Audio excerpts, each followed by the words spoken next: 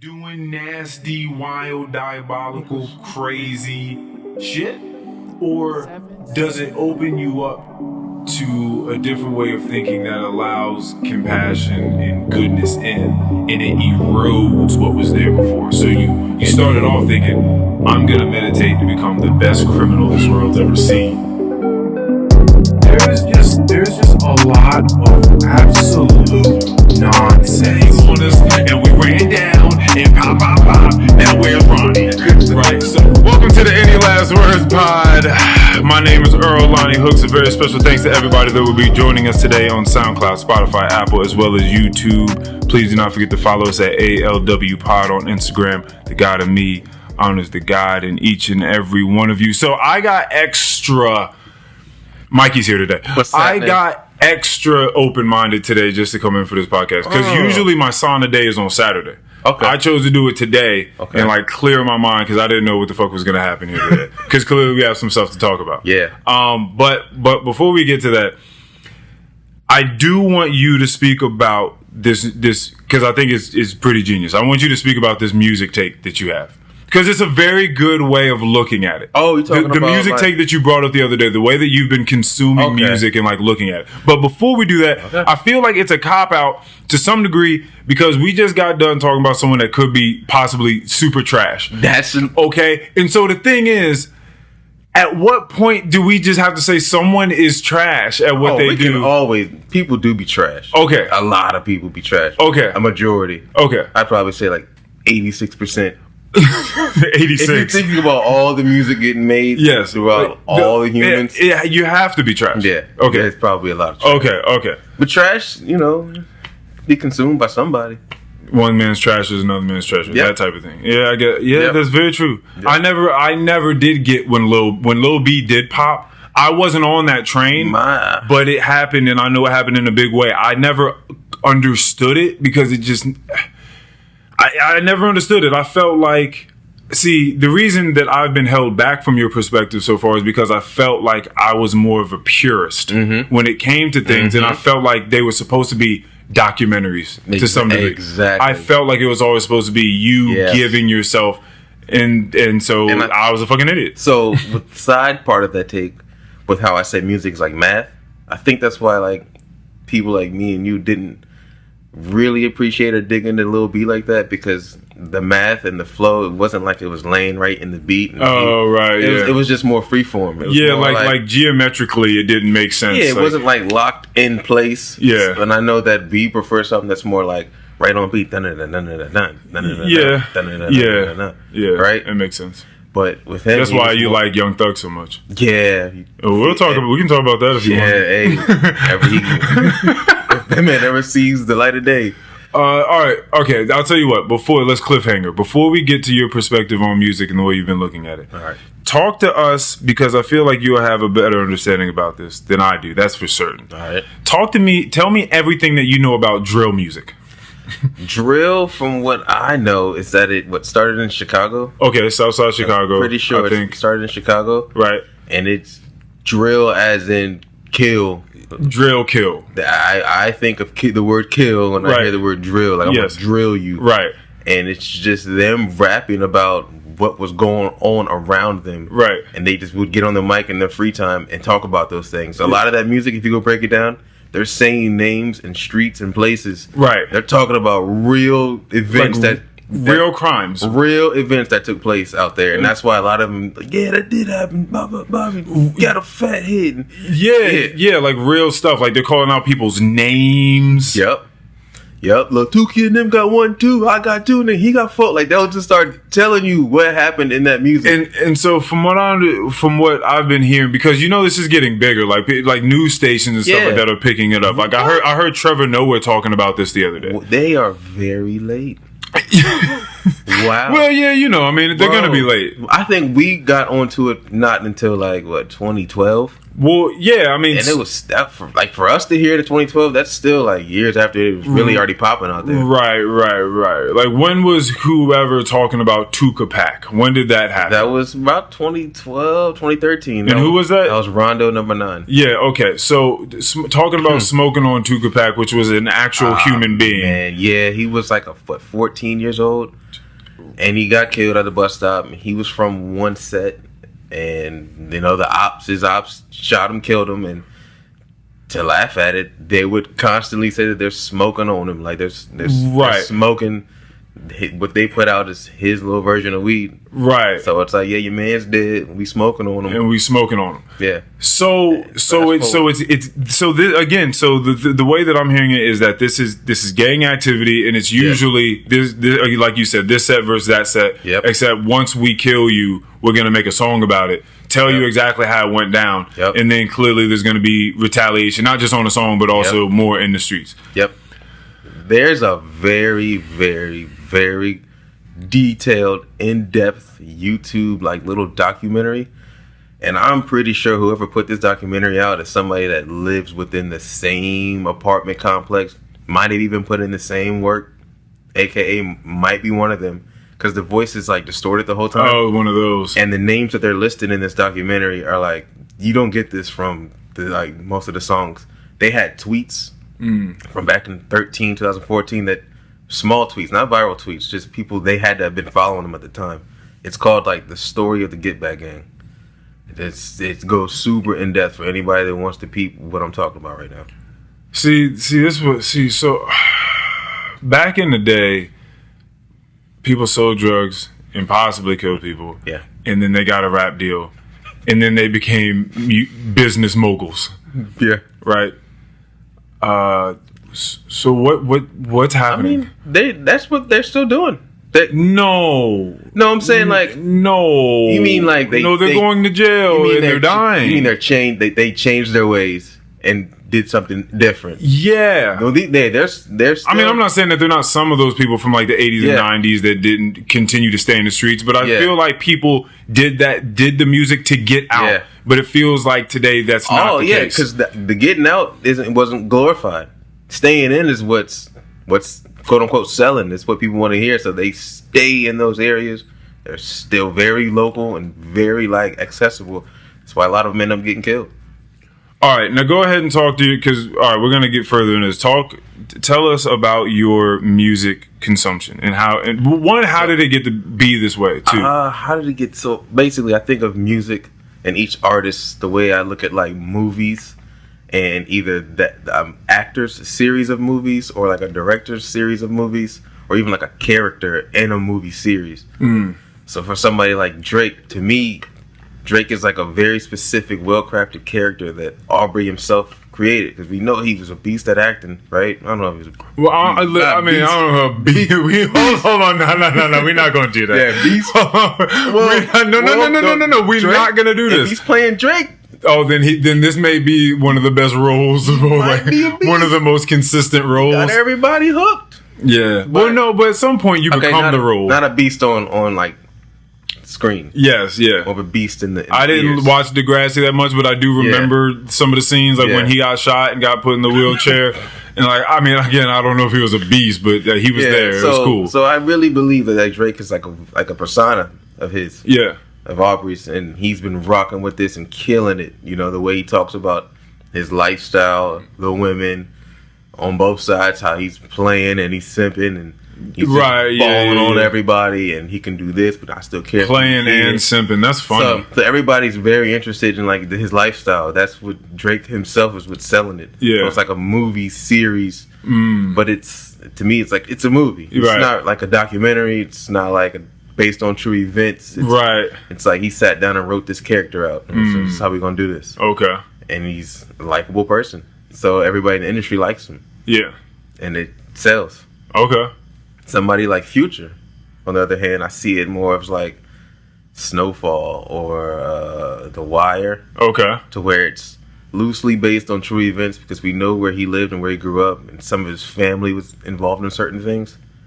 But him himself, I know damn well he's not out here doing exactly what he's saying he's doing anymore. And he tells us that in interviews. Yeah. Especially a lot with like the drug use. Like, he doesn't even look like a drug addict. Right. He don't look like somebody who's drinking lean all day, or he's popping pills. Or he doesn't look like that. Right. You can look at him and tell he's a very aware person.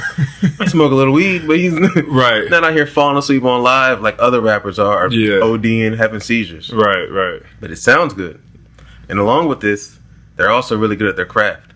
So they had to find that character to kind of craft their projects after. Right. To lay out each. Yeah, that makes sense. Yeah, because he talked about that too, how he has each album planned like years in advance. And it's like, oh, he had the Future Hendrix. He had, what was the other one? Like the more lovey-dovey, singy ones. Oh, yeah, I wouldn't know, but I know what you're talking about. To me, that, I mean, I might be wrong, but that's what it sounds like he wants to do. Because that's when that you can feel more in that and hear that in it than when he's just rapping and flipping bars. And I think rapping and flipping bars sells more. Mm-hmm. So he leans into that, make his money, hit the shows. You know? Oh, you think the lovey-dovey stuff doesn't sell as much? I don't think it sells as much. Oh, really? That's funny. Because I thought it was like, if you can get to the ladies, I thought that was always where the money was. But he plays those two sides of the coin like very, like, you know, he's definitely out here on some toxic shit. Yeah, for sure. Definitely out here on some fuck them bitches shit, all that. But then, like, he'll flip it, and even in the same song, be simping. Yeah, but that is how you play it well. Whether you're Drake or you're Future, if you sing, and women do it as well. Both. If you sing about being toxic, then it can work. Yeah. Like, if you sing about being toxic, and there's something that's sort of like hopeful and sad about it, like, this is just the way I am. Like, I don't want to be this way necessarily, but this is what I'm doing. Then there's something in that, because I feel like a lot of people want to try to fix people. And if so, you're singing it to them, then they're kind of like, damn, like, okay. Exactly. Like, he's not really a bad guy. So on this last one, he's mixed up a lot of that throughout the whole album. Yeah. And it's like, I got to hear it way more clearly, and that might be when it really kicked in of how I started really looking at music. Yeah. Because I remember on the last time I was here, I was talking about one of the most evil bars that I heard him say was, I ride for my niggas, but I lie to my bitch. Yeah. But then he got a whole song out, and he's singing, you talking about you falling out of love, and he's playing that side. So he's that's very true. Well, I mean, it could also just be moment. This is where this makes sense. It's because I talk about being a purist, but that's only if you define being a purist as something that's very narrow, which would be that they have to tell their own unique, actual, experiential reality, as opposed to it just being any expression of art that they could come up with. Yep. Like, whatever it is. Like, people don't give... I mean, well, some people give Jordan Lucas a hard time because he just does all these, like, perspective bits where it's, like, never really about him. Yeah. It's just the I'm not racist thing and the whatever the fuck else he comes out with. Where he just did, like, a Kanye joint where he's, like, rapping as Kanye or something like that, or from the perspective of Kanye. There's, like, a bunch of these different things that he does. And some people probably want to hear something from the artist, like, but who are you? What do you have to give? But then it's at the same time, it's like, if I can just give you a bunch of different perspectives, right? The fuck does it matter who I am? I think really at the heart of it, most of them want to give them, but it doesn't pop the way that they want it to. So they lean back on what's popping, and they realize, oh, this is the kind of movie people want from me. They don't want me to make these. Right. They want these kind of movies. I guess that is the case. And it still comes with and gotta be nice. And too. Why not? Yeah, that's very true. You still have to know what you're doing some way sonically. Yeah, because sonically, like, some of these guys, I listen to it and I'm like, damn, they really found a pocket in that beat. So the beats per minute might be this. Yeah. And then they come in rapping like, and they lay it out perfectly. Remember those interviews with Michael Jackson where he would just bust out in the beatbox? No, you were watching much more Michael Jackson than I was. I never saw Michael Jackson just start beatboxing. He will bust out in a beatbox, and then they'll throw the actual beat that he made, and it sounds just like a beatbox. I'm like, yo, that's an alien, bro. Like, how did he throw that? What do you mean? How did he? He was getting his ass whooped as a kid. But that you had to what? You think that can make you nice? Like that? Yes, getting your ass whooped. Maybe. Do I think that constant shock can get you. Yeah, like if there are definitely experiments done where people have to try to answer a question correctly, and if not, they get shocked. You start thinking about what it is that's about to come out of your mouth next. If you're gonna get shocked if the answer is incorrect, maybe he knew that Mike was gonna be nice, and he was like, "No, we're gonna bring all of this out of you." Like, yeah, I think that there's something to that. I talked about this in when I was talking about Malcolm Gladwell's Outliers, is that there's a self-fulfilling prophecy that they've talked about, where you start off with something that is incorrect, but because of the amount of resources you give to it, you fulfill that incorrect prophecy, which now makes it a self-fulfilling prophecy, which is Venus and Serena Williams. They're going to be great. Like, yeah, they're going to be great if you have them and breed them to be that way. They weren't necessarily just going to be that way, but they made them for that. Yeah. That's why they birthed them. And he had them out there as soon as he possibly could with rackets on them fucking courts. And so then it's like, nah, I got 2 stars on my hands. So you keep them out all day, all night. You have them sitting there watching tape all day, all night. And then they become Venus and Serena Williams. Yeah. Told y'all I had a couple of stars. Well, nigga, you made them. So I think it's ultimate, like, it's the same trainer thing. They were trained. They were day one. Like imagine, because a lot of times, yes, there's DNA, there's genetic like makeup that comes into this. That's a huge factor. Yeah. But if I have you, can you imagine the amount of hours that they've played tennis? Dog. Like if you do something, tennis more hours than they haven't played tennis. That's something it's probably something like that, which is even crazy to even just the fact that could even be close is crazy. Yeah, like that's insane. So that's what I'm saying. Like you like having a racket in your hand like that is when like musicians talk about a saxophone or a drumstick or something like that being another appendage. This is just like my hand. Like you just have a hand and a foot. Like no, when I put these drumsticks in my hand, it's the same exact. Like I know exactly how to feel this out and how to fucking beat this drum. So I guess when they were younger, I mean, he knew that he wanted them to do that. Yeah, he had to have seen something in them too to be like, "Yep, that's my confirmation that they can do this." Probably. I know they're a little bit better than what I'm seeing out here. Yeah. Nobody else is doing it like me. Nobody else is going to train their daughters the way I'm going to do it. Yeah, so, you know, there's got to be something crazy about, but that's the thing. Joe Jackson, was he, I don't know too much about that, but was he not kind of? Yeah. Kind of. There has to be something the way in I've you. always seen it depicted, yeah. In order to be like one of those types of winners, like top tier at anything, you have to be about crazy. Yeah. Oh yeah. Like because you have to want it. It's not enough to just be talented, because there are plenty of talented people that do everything that we know, and there could be way more talented than most of the people that we do know doing the thing at the highest level, and they're just at a village somewhere or just in the city beating on drums in the fucking subway, or just like in the middle of a gravel or dirt road somewhere singing their ass off, and no one knows any of who these people are. Yeah, but you have to be placed in certain positions. You have to really want it and go after it. There's a ton of shit like that. You know how many people have talents, and because the talent comes so easy to them, they're just like, nah, I don't care. Y'all, you've probably been that to some degree. We've seen that. We've all all seen. Nah, I don't care. You would just do that thing to the extreme. You would be like one of the best at that thing. But people would just be bored at how good they are at something. Like, it doesn't matter. Like, that's what I think happened with the homie. From high school. Okay. Him and RJ used to have food fights. I never knew that RJ used to have food fights. Yeah, they used to have food like throw food at each other. You get to the crib and they would just only them two. Oh yeah, for sure. Yeah. He was one of the best at football. I'm talking like 10th grade, getting letters from D1 schools, already leading the region in tackles. Yeah. My theory has always been now that he hated football, and that's why he was so good at it. Because he was really good at defense. Yeah. So when you're out there, like, you're not having a good time, you're mad at everything, I'm going to be really good at defense. I'm gonna just tear shit up. He hated practice, couldn't practice worth a fuck.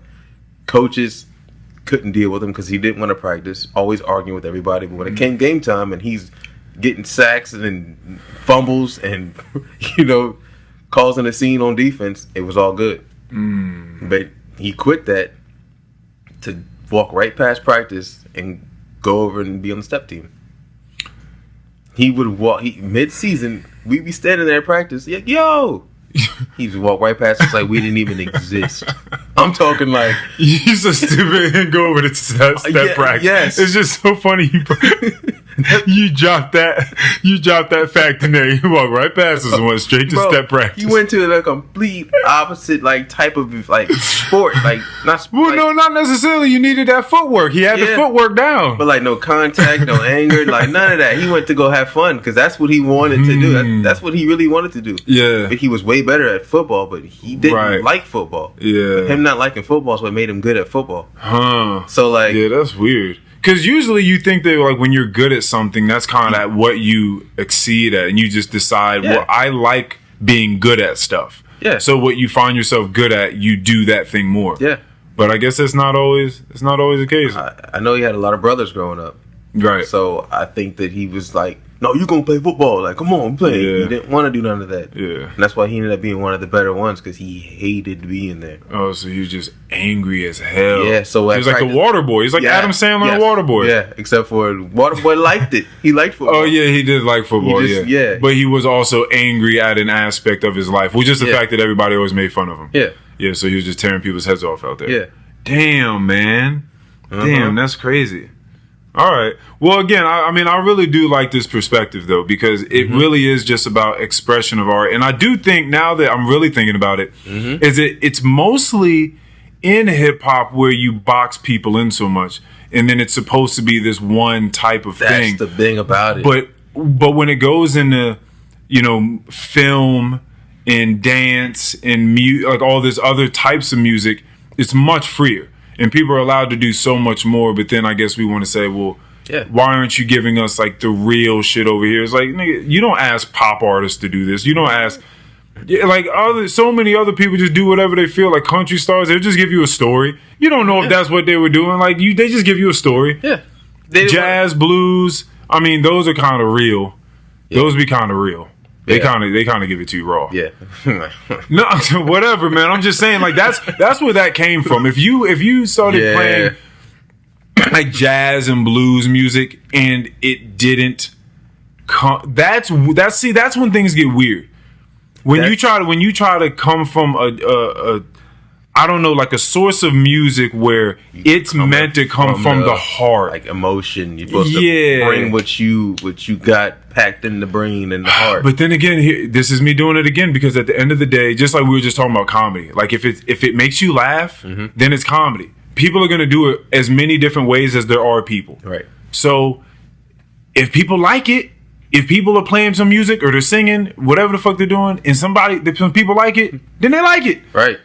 I guess that's what it comes down to. We don't understand a bunch of this fine art, when people throw splash some shit on a canvas and somebody pays $5 million for it. We don't understand that. But if someone looks at that canvas and they're like, you don't understand what that means to me.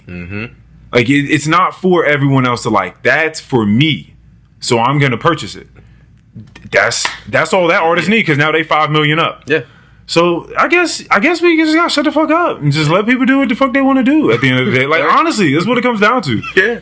That's why I look at it now. I'm just like, what is he trying to do with this project? What is he trying to sell me right now? What is the vibe? Yeah, what's the vibe? What's the angle he's coming from right now? Yeah, I guess Kendrick docuseries. That's probably why when you smoke weed, it's you get into a zone where you just can easily absorb information. Yeah, like other people's art expression, because all these things that you're doing to try to formulate it in some weird structure that you've built through time, all that shit fades, and you're just listening. Yeah, you just listen to it for exactly what it is, and you're like, oh, I hear him now. Right. Yeah, I hear him. I hear what he's talking about. Yeah, whatever this perspective is, whether this is what they live on a daily or not, I'm just hearing the perspective. I'm just hearing whatever the instruments are played at this time. It's just that in this moment. Yeah. That's very true. And who's not to say that maybe that this is stuff that they feel, but if someone comes out with an EP or project of any sort that's 12 songs long, every one of those songs could just be like a different day. Like I felt this one day. This other day I felt this. Or maybe just this verse I felt like that one day. And then this next verse on this same song that came from a different day that I was feeling. Like you never know. It's like, I just made a song like this. I was feeling like that day. Damn, I guess when you really open yourself up, people can do whatever the fuck they want to do. I gotta stop hating. That's really what it comes down to, man. No, it doesn't. No. I'm being dead ass serious. Like you really have to just like fucking listen sometimes. That you really just have to fucking like open your mind. That we've been trying to tell you, Lil Baby. It's docu-series ish because he's not really flipping a lot of bars, punchlines. He really just says sentences that happen to rhyme, and he's telling you like either about his day or why he's going so hard about it now. Right. Like, I'm not going back to this. I'm not doing that. No, I'm bringing everybody with me. On the offset with J. Cole, the Pride is the Devil. On that joint, it's funny, and I love the dichotomy here because you have J. Cole talking about pride is the devil, and he's going through, and he's just listing all these different ways that pride fuck you up in life, and how it's got people on one side of the family not wanting to apologize to other, causing fissure, brokenness in the family, and the woman that won't allow the guy to be a part of his child's life, and she's trying to get child support and all this sort of stuff, like all these different ways that pride fuck people up. Wanting a bunch of Instagram followers or getting upset at somebody if they unfollow you, all this like weird shit. And then on the very next verse, Lil Baby starts telling you about his pride and how it would hurt him to not fucking floss on you, to not show you how much he's got on him, how much money and jewelry he has on him, how much he spent to fuck this chick in a private jet. Like he says that like it would kill me not to show it. Exactly. So I love that dichotomy to just be like, this is what the song's about, but tell your truth on it. To do your thing. Exactly. And just be like, this is what place I'm at. This is the place that I'm at. I hear J. Cole's preaching all this other shit, but this is how I feel about it. Right. He's another one to really watch because he's, like I said, docu-series ish. Right. Like, I think you would really enjoy it if you listen real hard to what he's saying. Not on every track, not on every single one. Right. But there are certain ones, like when he talked about how like it's killing him that like he gets one of his boys out of jail and another one goes back in. He's getting sick and tired of that, and he's like, but I'm gonna do it because if I see you out there drowning in that water, I'm gonna jump in and save you. Like I'm gonna try. Like that's just who I am. I'm not going back to him. He's one of the savior types, I gotta get him. Yeah, gotta get everybody right. Yeah, I can feel that because without it, you probably feel, especially coming from a place that it sounds like he came from. I don't know how you don't have survivor's guilt if like everybody you were once with is now left behind and they're either in jail or they're dead or they're just still sitting on the stoop selling bags or whatever. Did you know how he started rapping? No, I don't know nothing about Lil Baby. Well, he's another one from Atlanta, and Atlanta is a scene where a lot of the guys show love to each other. That's why a lot of them came up with Gucci's blessing, because he was like the first little father for all the rappers that they didn't really want in the studios because they were a little too street for the studio. But Gucci, no, they with me. They good. That's how Young Thug kind of got put on, because Thug always had a lot of guns with him. Well, with Lil Baby was getting money before rap and was just rapping kind of ish for fun. And Young Thug was like, bro, I'll pay you to just leave that shit alone and just be a rapper, please. Because you're good at it. Right. So he basically like paid him to stop fucking with that shit and be a rapper. Damn. Right. And then however many years later, the whole time. So what type of years are Young Thug and Gunna and all the YSL guys looking at? At the worst of it, they're looking at the long one. God. Getting like multiple life sentences is crazy. Yeah. That's someone looking at you and they're being like, you going 217 years. You finna just be there till you go. But on the little bright side of it, it's a case that's not straight like a federal FBI case. It's through the state of Georgia. Okay. And normally, those cases are not as definite, because if the FBI is coming, like the FBI arrest you with the jeans and the bulletproof vest on, don't have the uniform on, if they come and get you, that's it. Yeah. Hang it up. Ain't no chance. They not losing. Mm-hmm. But when the state cops or the local police come and get you, there could be some holes in the case, even though they would have built it on you for a while. But and these are mostly what like gun, but they're murder charges, correct? Like they're like, I think it's like he was like kind of aiding into murders, like certain cars that maybe get rented, like just remember back when I was doing that little segment on here and I was talking about rap lyrics that get people in trouble. Yeah, and I read. And this was a fun song too, so keep that in mind. But it was the joint with him and Nicki Minaj, and I forgot what the song was called, but he said, "I never killed anybody, but I got something to do with that body." Little and we know like they don't be lying. He's another one. That's kind of crazy. I never killed anybody, but I got something to do with that body. Right? You shouldn't say. So how do you feel about them using lines to like in the court of law, like rap lyrics in the court of law? It's such a weird area. It's hard because it's like unless somebody's when it comes to this drill music and they're saying Lil Ronnie on 127th Street at 9 p.m. me and JoJo had the dang on us and we ran down and pop. Now where's Ronnie? Right? So when he says that and there's a guy named Ronnie that got hit and he's no longer with us. Do you think that as the judge and the prosecutors listen to his music, that they should be able to say, "Hey, I think he had whether he killed somebody or not, he got something to do with that body." I'm gonna tell you right now, if I was the judge, I'm going to listen to those songs. Because not all of that is just make believe, just in your head, la la land. So I feel like they should definitely be thinking of that when you're in the studio, but I don't. That's another weird thing because you can use it without using it, right? Like if this is because there's a jury involved, correct? Yep. Right, so you can use it without using it because once jury gets a hold of this, so you can like sort of put it out. That's why I always said they gotta be in this courthouses playing some of this music. Like, all right, I got Exhibit A, and they just. But what I'm saying is, even if that's not the case, if you couldn't use that, if they like outlawed that, and it's like you can't use it, it's an expression of art, like we're talking about right here. Who's to say that they're not just talking shit, that they're not just coming off the top of their head with whatever? The beginning of the song say that, right? So if that's the case, then you could just do like a leak. Like if you were the prosecutor and the team of the prosecution, why would you not leak that to the jury?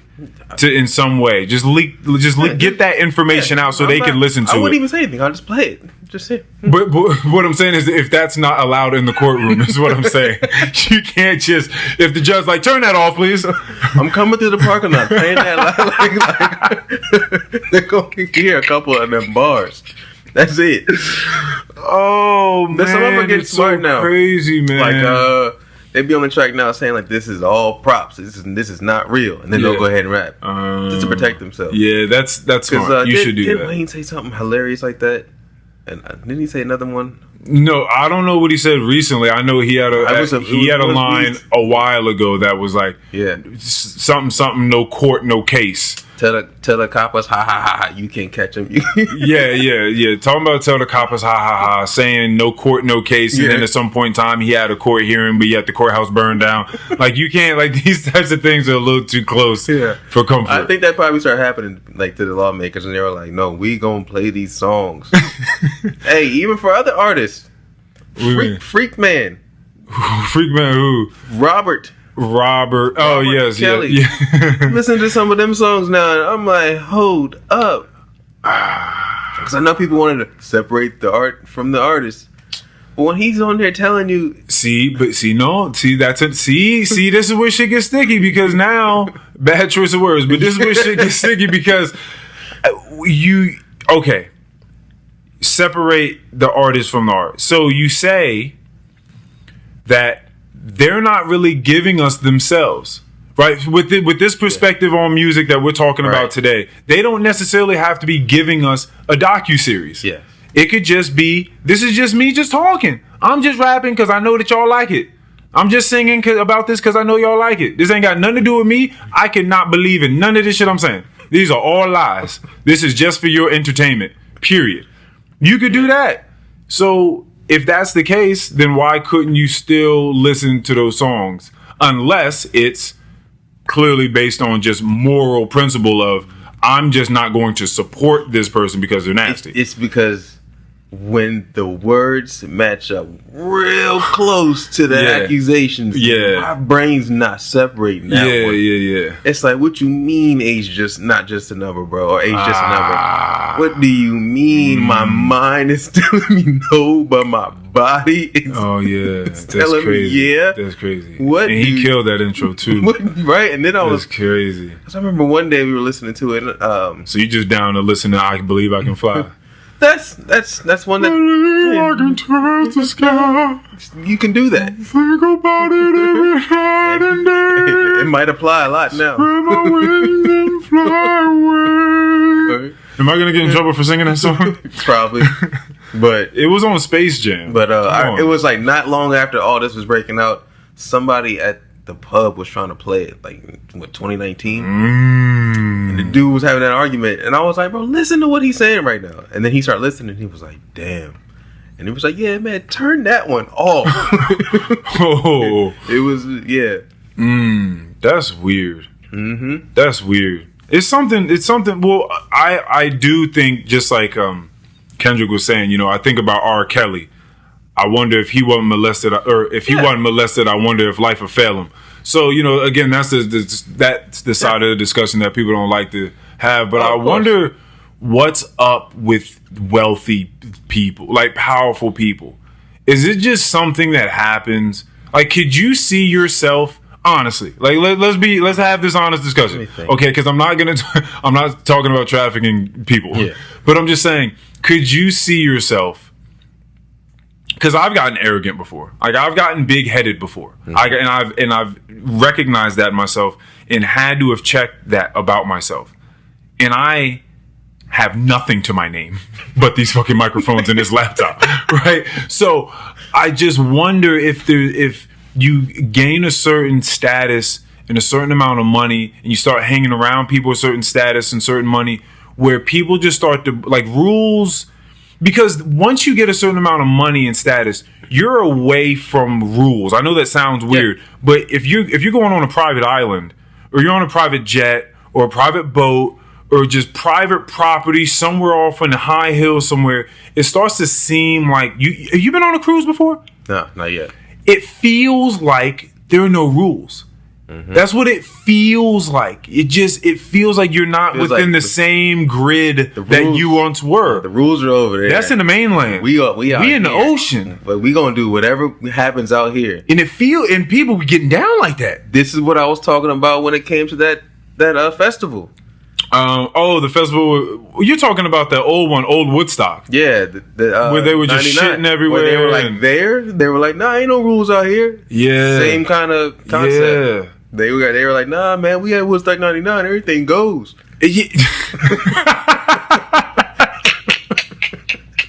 Like that sucks. That's kind of crazy to just feel like,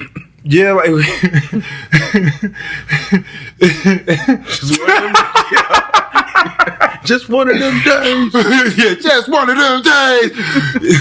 I just feel like, so human beings, when we're, I guess it's really, because when they say boxing things in, it feels like when you're in boxes, that's how you feel. You're in an apartment. You're in a house, you're in a cubicle, you're at your job, you're in a car, you're actually in a gridlock system driving through the streets. Yep. Like all of that are all these boxes and boundaries. So you're constantly like bumping into boundaries. Staying in the system. Like this social etiquette and all this sort of stuff. So once you're not disrupting.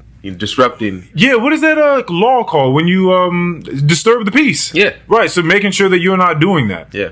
But once you get money and you're on an island or you're on a boat or you're in the fucking air in a jet, you're like, shit starts getting, I feel like it starts getting different. And then there's enough people, like a whole colony of people that live like that. Exactly. You start to get around those people who are kind of like, bro, what are you doing, man? You good? Yeah, come on, you don't got to do that. Drop your pants, man. Ain't nobody going to say nothing out here. Light up. Yeah, man, if I got somebody to take care of that, like, I'm sure it goes down like that at those levels once you start going up.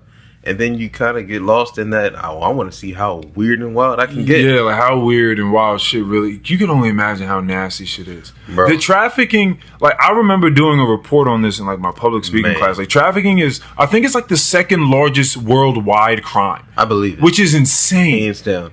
Do you remember that article I sent you guys a couple years ago? I think how you say his name, Sacha Baron, or he's the guy who made Borat, and he yeah. When he was filming that, like I think it's called not This Is America, but I forgot what it is. It was like About America on HBO, right? Docuseries, and he was dressing up as certain people. Yes, I saw him do an interview about that. So he went and how dangerous it was in like Vegas, and he was playing the role of like some rich guy, and he was asking the bellhop like, yeah, I need like a lawyer to take care of these little boys or something along those lines. And he ended up, the bellhop guy was like, oh yeah, like we can get that for you. Like, and he was kind of like, huh? Like, oh yeah, we can find you some little boys out here. And he accidentally like uncovered some kind of nasty ass world that he was not trying to get down in. Like he thought he was pranky, but he actually found it. That's like me walking down the street like, yo man, I'm trying to buy me an AK. And they're like, oh yeah, I got you. Come right on in here. And I'm like, oh, right. It was a prank. It was a prank. It was a prank, dog. I don't want that. But he ended up turning over all his footage to the FBI, and they kind of like, yeah, we'll take care of it. This is right around the time that like the Jeffrey Epstein shit was breaking out. Man, you can look it up. He accidentally uncovered like some kind of weird ring. That easy, bro. I swear, man. People love to think it's so wild. Like the idea of caste systems and like just that people love feeling like they're better than other people. It's so funny because we swear that we're just so civilized, man. Like as humanity in 2022, in most places, people feel like we are civilized people, bro. But there is wild amounts of slavery. That's so crazy. I don't like going to super fancy restaurants anymore. I think I've said this because I don't like how the staff is like. Told to treat people who are customers there if like they're better than you, like serve their every need. I can't get any conversation out of them. Yeah, they're just focused on making sure that I have my items and my food and my drinks. Yeah, I be wanting to like talk, but you could tell that they ain't got time to do none of that. Yeah, I did like one of those fancy restaurants in like DC, and that was like the last time. I was like, I'm not with this. It's too weird. Yeah, it can get weird because step down. They try to tell you to be genuine. But there's so many other things that kind of get in the way of that. Like they're like contradictory rules. I could tell that like they couldn't really be themselves. Right. And I was like, dang, this kind of sucks. And they're like, hello, sir. And I was like, man, damn, I don't really like this. This is uncomfortable. Yeah. I know it's weird, but some people really love that like that. They love that shit. Some people, and that's weird too, that some people want to be treated that way. It is. Like some people go to those places specifically to be treated like they're better than. I'm spending this money. I need to be treated like they want to be treated as if they are VIP. Like I should be treated like I am elite. Like I am better than you. Some people really have that sort of energy. Because that's what they really feel in their heart. Like that's what they believe. Like I'm better than all these people. Serve me. Like serve me. Yeah, my shit's not like even to the smallest part of what I want to send it back. Give me something else. I'm complaining like that's. It is wild because I'll look around where I work and it's just gorgeous. And when you see someone like fed up or they're upset, I'm looking at them like, wow, yeah, your perspective is completely fucked. But yeah, I just be looking around like, yo, your perspective is completely fucked. Like you really, like you're in one of the most beautiful places I've ever seen. That's for damn certain. Now I don't know what they've seen. Maybe to them this ain't. It's like it's whatever. Which is wild to think that. Yeah. Because it's 370 acres of just bliss. Yeah. Fucking horses walking around and people zip lining and beautiful trees. Everything's manicured and people out with their dogs running around playing cornhole, frisbee, bocce ball, all this other shit. Because that could be, I guess, throwing axes, shooting arrows. Could be the backup to them. Yeah, that could be the backup. That's very true. Couldn't go to the islands. Got to go to fucking Salamander. Yeah, for real. Respect. I like that. Yeah, man. That's crazy. So you feel like you could end up being an asshole, like if you were given too much money? I don't think I'd be an asshole. I think I'd just be destructive for no reason. Like if the worst that I would do is just like have fun, like crashing cars. I don't know, but not like on the street. Like I'm like, what are you doing? I would pay to go. Like, let me go crash this car. I want to go pay and crash a car. Oh, okay. I would just be like, like you'd be the crash test dummy. I'd be constructively destructive. I would set up things where I can just go. So you could go destroy them. Yeah. Okay. That's probably the craziest I'd probably get. Okay. Would you now, if you were smart, you create a place where they have those? Well, I've heard about this. It's sort of like escape rooms, but not like you just go in there with a sledgehammer. Or just break things. They set up like old. You TVs clearly have to do like sign a waiver because if somebody go in there, that hammer head come off. Yeah, or they just don't know how to handle something and they fucking You definitely got to sign a waiver. Yeah, they're called. Where are these places at? You just go around and break shit. I remember there was one in Dallas, and I thought we were gonna go. We didn't end up going. There's probably one in like. I need to know how much money it is. It was a little bit more on the expensive side, if I can remember. How much money it takes? Oh, because that's very true. There's all electronics you're breaking, and then somebody has to clean it up. How much money are they purchasing? It must be broken electronics because you're not. It has to be. Yeah, it has to be. Just like junkyard electronics, TVs, VCRs, old VCRs, DVD players. Go in there to smash stuff up. Man, that must feel great for people, right? That must feel great. I don't know if that's like what I need to do. I don't, but I could imagine that would be great for people. You can just get in there and just break some shit and it's not causing any problems. So you would just open up like a huge sort of amusement park type of thing. Well, not as large as an amusement park, but maybe like a fair type center. Like a derby. Like a derby land. And just run around. Yeah. Like Mario Kart style, where maybe like the cars have spikes and stuff on them. You can just run them into stuff and shred stuff. That might get a little. Well, they have to sign waivers. Fatal, but they'll sign waivers. There'll clearly be airbags. They'll have those little cages that are inside of NASCAR cars. Yeah. Like don't they NASCARs. have like crash derbies in places? I think they have those. People compete. Yeah, they do have those. That does sound pretty tough. That was on Fast and Furious. Tyrese was doing that. I wonder how that looks because I didn't see that one. Actually, yes, that was the very second one. Yeah, that was the second one. Too Fast, Too Furious. In the beginning, that's what he was doing. That was he was like nice at it, right? Yeah. That's Tyrese. See, I wouldn't do it that often. I wouldn't be trying to get nice at it. I'd probably be there like once a year. You know. Yeah, if I'm getting money to further answer Keon's question, I would definitely buy a camper. Bro. I'd buy a camper. Just travel around, just drive around, meet a bunch of people, set up shop at weird places. I've been looking at campers and RV life for about like 3 months now. That's definitely going to be a thing. Okay. Them things is bread. I told Keon on here that I saw that kayaks were like 1,000. So if a kayak is 1,000, then a camper must be crazy. Have you looked at like any price of any? No. I have no idea what it's hitting on. No idea whatsoever.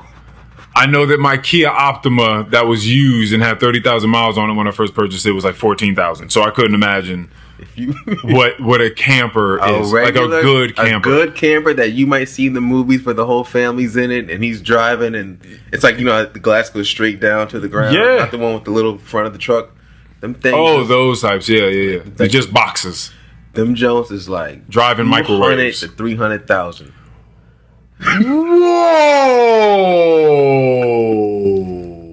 Yeah. Them things they are mobile homes. They are homes with wheels.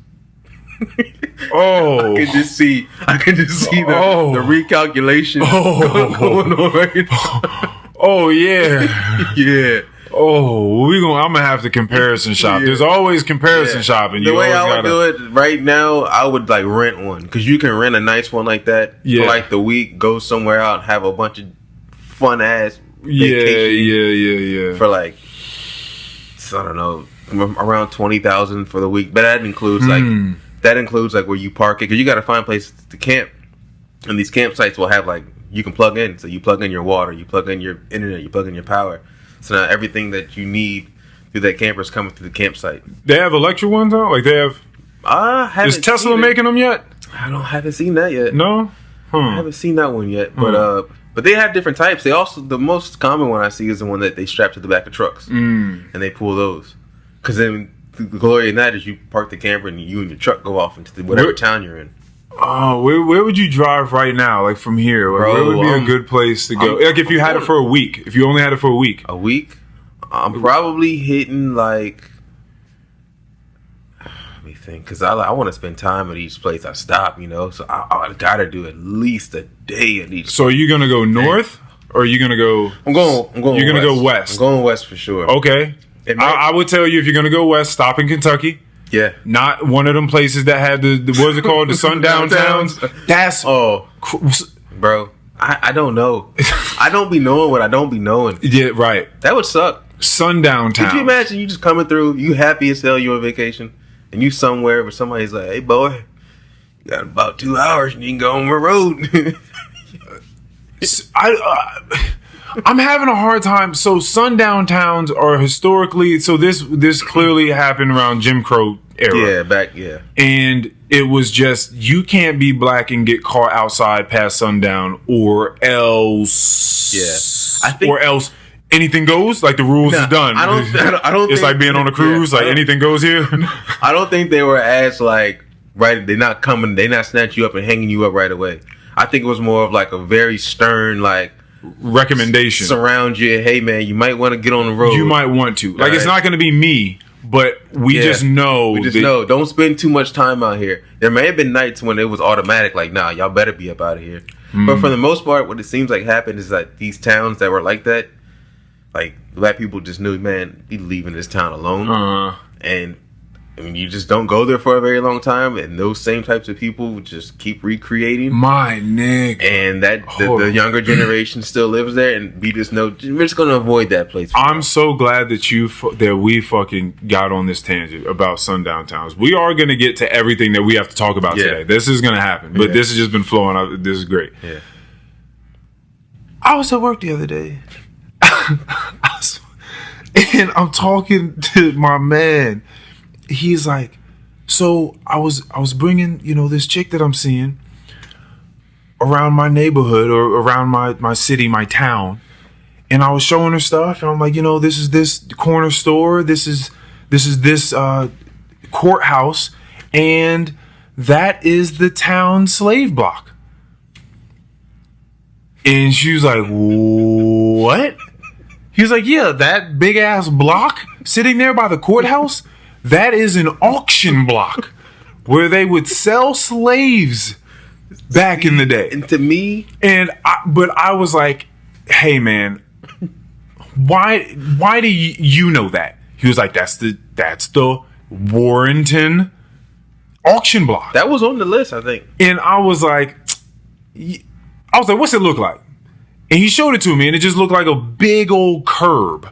Like a really large stone curb, and probably like a few people could stand on it, but it just looked like a big curb, like where a curb used to be. And then I looked it up, and it said that it was like the Warrenton curbstone, where it was once a curb. And I was like, okay. But then we continued to do research on it, because I was like, how do you know this? Like, who told you this? And he couldn't tell me exactly where he got it from. It was just somewhere lodged in his memory. Yeah. And we kept doing research. And we found a photo of that same block in Warrenton by that fucking courthouse that had a plaque next to it. A big blue plaque that said that it was an auction block amongst a bunch of other things as well. But they did use it to sell slaves. But that's just not there anymore. The plaque isn't there anymore. Took down the nameplate. Took off the name tag. Nigga. Just left the work shirt. Do you have any idea how crazy that is? Well, y'all took no. Y'all took the plaque away that showed, because it's one thing if you're like, this has some sort of historical value. This is what this is. And I remember talking on here a long time ago about, because I don't know if we do so much of it here in America, but over in Germany, there are different statues for different things. Right, so you have like your monuments and your memorials and different things, but there's certain things that are erected, whatever. There's certain things that are erected simply. Fuck y'all niggas. I was gonna let it. There are certain things that are erected from stone and marble and whatever else to be seen as as precautions and admonishments of the past. Do that again. Exactly. And let's let people know why we're not going to do that again. Exactly. It's not let's come here and pray to it, right? Yeah. So there are different ways of looking at them. Over here in America, people ain't really trying to hear none of that shit. Yeah. So it's different to like look at that and say, this is what this once was. We don't do this anymore. We clearly decry and defame this sort of action or this sort of ideology, blah, blah, blah, blah, blah. And even in case, you know, people would have had an issue with that anyway and just keeping it there. But the point is, the fact that they just took that away means we gonna keep the stone, though. We just not gonna let you know what it is if you don't already know. We gonna hide that. And so that's kind of weird because when people talk about like whitewashing history and rewriting shit the way that people wanted to be, whoever the victors were of a certain war, just writing their own story. That's big. You can't just, my nigga. When I saw that the other day and like I saw a picture of the thing and then I saw the picture of the thing with the plaque, I was like, oh, that's eerie. Dirty. It's kind of eerie. That's dirty. To me, what that says is that it hasn't been too long. Yeah. Like it hasn't been enough time separated. Bro, Warrenton is down the street. We can get there in 15, 17 minutes. Yeah. If we want to. I'm pretty sure it was Warrenton on that list. Sundown towns? I've been over there by I was about to say like Elkton. Oh, because that's not too far either. But I've been to Warrenton when the sun was down. And I mean, you can tell. I've been to a few. I told you. I've been to a few towns. You know how many of them parties that all y'all used to hit me up and be like, put your location on early. Don't go to that party. And I would always just be going out to parties by myself. Because you might run into like a group of somebody who came from a group from somebody else. That night they feeling a little froggy, feeling a little Haiti. Bro, that's so crazy. But yeah, to me that just shows that like how recent it is.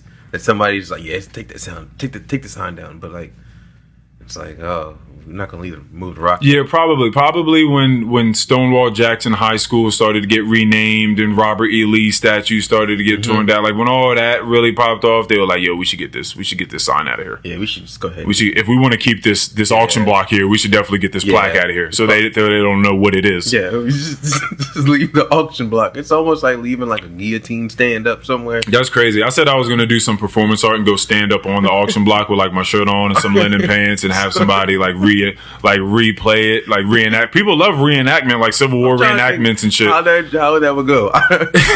You think it wouldn't go well for me? Oh, no, I'm trying to think how that would go. Because if it's there, then if they're allowed to have it there, then I should be allowed to do some performance art with it. Yeah. And at the end of the day, we're talking about art today, right? So like, why can't I do it? You can't not do it. Right. Doesn't mean you can't do it. Yeah, we just don't know how it would go for me. I don't know who would get mad or why would they get mad. I'm trying to think. Yeah, I don't know. Because if the wrong side of people are like, you can't be on that block, I'm like, why? Yeah, for sure. It's our block. And then, it is, huh? That's crazy, man. That's crazy. Yeah, it's just the fact that slavery is really like it's still a thing, and not only a thing, but a prevalent thing. We just you and I are not experiencing it. Yeah, but it's a real thing. People are being sold right now. People are on a shipyard, like right now, in a crate. That is still happening. Being shipped somewhere. Like, that is insane. We really are living in the future compared to, like, other, like, groups. Oh, yeah. I see. We can look at our group and say that we're living in the past. Like, it's weird. Yeah, now you about to start getting into time and space. Yeah. It's just weird. It's really weird because, I think we were talking one day and I was talking about how, like, if a meteor hit the Earth, like, the people who would survive would be, like, people on islands that don't even use technology. Yeah. And they would probably tell stories like about how there was a great civilization that used to fly metal birds. But there are also colonies under the earth, like real life today, correct? Yeah. Well, and I'm not even just talking about the people that live underneath the sewers in Las Vegas. I mean, that's like I'm talking about like real dirt. You so fucking stupid. God. They didn't choose the dirt. The dirt chose them. All right, like it was exponential bad circumstances. But living in the sewers versus living like in underground rocks. That's two different. Yeah, but do you know how difficult it is? You can't just make a colony. You know how difficult it is to make an underground colony, even though they exist. It's real. Yeah, I couldn't even start the process of engineering that in my head. But the sort of elements that you get away from, though, like, that's amazing too. Yeah, there's a lot of legends of like I don't even know which word to use anymore. Natives, indigenous people. Yeah, look at you on the microphone. Don't know how to act now. Don't even know which word we're supposed to rock with. But of the indigenous people from here, they have stories and origins of how like people from way up under the ground came up and told them, "Yo, y'all need to come with us real quick because something's about to go down on the surface." So they went and lived with them for a while, came back up, and everything was okay at that point. They wrote big pictures about them. The ant people, the Hopi Indians. Yeah. Hold on, the what? The Indians? You said? Are they from India? They're still called the Hopi. From the last time I saw, they call them the Hopis. Okay. Yeah, and they have pictures of what they call ant people, and they'll go on interviews and tell them that their legends that they were brought up and told. They point towards like the canyons and like, yeah, we went down there for an extended period of time from these tall people. It's a big ass planet. It is a very, very big planet. There's a lot of shit going on out here. It's a big ass planet. Like, yeah, it's a lot on this planet. All right. I feel like we should get into what we came here for. All right. What the fuck is going on, Mikey? I feel like, by the way, this is going to be one of those conversations where we're going to lose a lot of people. Yeah. But not really. We're going to lose some people, but maybe not really. Because the thing is this, if you've had certain experiences, then certain things sound tangible. They sound tenable. Like you can manage them. But if you haven't, like if you've just been sober your entire life and you never really rattled the cage, I feel like it can be very, very difficult to grasp super outside the box ideas. But it's also like it's not even about the substances themselves, or the plants or the chemicals, whatever. It's more about just having that ability to conversate with yourself. Okay. In any form, you know. Okay. Because what's the word? The psychonauts. Psychonauts, otherwise known as mind sailors. I could call them existential excavators. Yeah, anybody that's delving deep into the psyche in exploring. Just exploring your mind. Almost. Right. You can do that through sleep.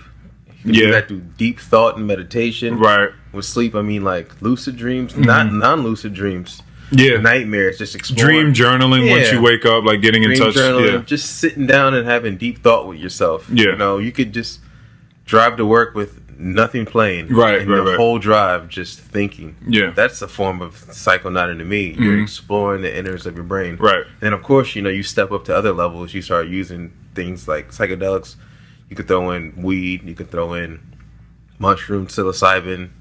Big ones like DMT, LSD. You got like mescaline, ayahuasca, peyote. There's so many different ones out there, and a lot of them are straight off of the planet.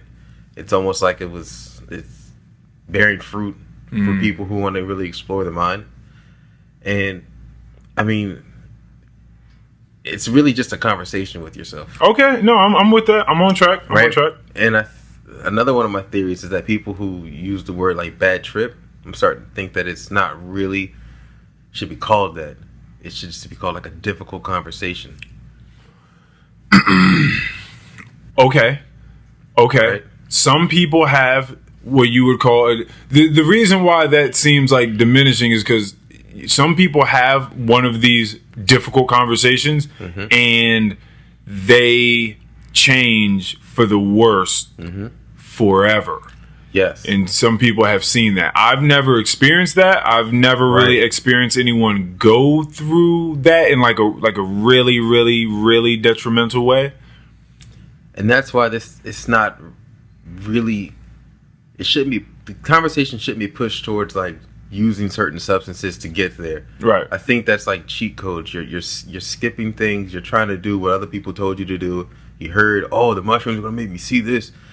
I think that's the wrong thing to tell people. I think you should just talk to people who are really into trying to figure out what's going on in their own mind. And you just start from there. And you just, oh, do you really like dreams and sleeping? Well, find a group of people who they love dream journaling. They love trying to find out what dreams mean, what dreams are constructed of. Do you like people who sit and think really hard? People who meditate? People who just, you can go sit down with something nice like this. What is this called again? This is a oil diffuser. You got an oil diffuser going, and you just sit down and you just think to yourself. Like, you explain it a lot. You really think about things. Mm-hmm. And there's people who that's what their thing is. There's people who like to smoke weed every day, and for them, that's where they get it from. I think the same way I was saying that there's like different categories of hip hop. There's different subcategories of like being a quote unquote a psychonaut. Right. And someone who's really just trying to break down the brain. Because I think what gets lost in it a lot is the conversation comes up with like DMT and LSD, and people are really talking about different realities, frequencies, that type of stuff. And I think that's where you start to lose a lot of people, because that's not what everybody is doing. Yeah, and when you start using those terms anyway, people start talking in a way that it seems like you don't know what the fuck you're talking about. Right. It starts to sound like you don't know what you're talking about when you start talking about frequencies that you don't know about and energies moving. So it's you just have to pick your words wisely, because you still want to be practical about it. You want to speak about things, but in a way that is practical. Anytime I'm about to talk to someone about anything, literally this is the way my mind has been conditioned. It's like it just happens on automatic now. Before I say anything, it goes through a filter, and the filter is, why the fuck should they care? Right. Like, why? What are you about to say that could possibly connect with them? Mm-hmm. So every time I'm about to say anything, I try to find a way to make it pertinent to the listener's life, some way, shape, form, or fashion. And you can't do that if you're trying to talk about something that is very abstract in a super abstract way. You have to try to find some way of drawing a parallel or correlating it to something that is everyday or something that most people can grasp. So when you just start talking about frequencies, people be like, I don't know what you're talking about. You can't, unless you bring up maybe a radio or something like that. Then things start to click a little bit more. Yeah, that's kind of like the analogy that I used to like use a lot, because there's clearly like radio waves, FM and AM around us all the time. You just can't perceive them unless you have an actual little box plugged in that plays them. And for a lot of people who use certain substances like that, they start to say that they can tune into certain frequencies and things that they don't see normally. Same with people with sleeping and dreaming. They think that they go to these other worlds because it feels more real to them, or they're having memories of other lives and things that they can't really understand. Basically, there's a lot that goes on in this computer we got upstairs. Computer upstairs. There's a whole lot going on in this computer upstairs, right? And everybody, I guess, has their thing. Of their way of questioning what it is. Some people, like I was going through it again, they just think. Some people sleep and dream. But at the end of it, I think that us as the observers should always be really in tune with your higher, I like to call it the big brain. Yes, you do. Whatever's in charge. Yes, you do. Whatever's in charge of like constructing, like what dreams are made out of. That's a really interesting thing to me. Because even in dreams where I'm not lucid, like I'll wake up and I'm like, all right, so what put that together? Like that it looks as real as it looked. Something put that together, and I went and I observed that. So I like the subject of having conversations with yourself throughout your day. You could be stone cold sober, just driving. Yeah. And like I like to use the traffic one. Like I'll get really anxious and kind of like irritated and bothered when I'm sitting in traffic and there's too many cars, because I like to be on time everywhere.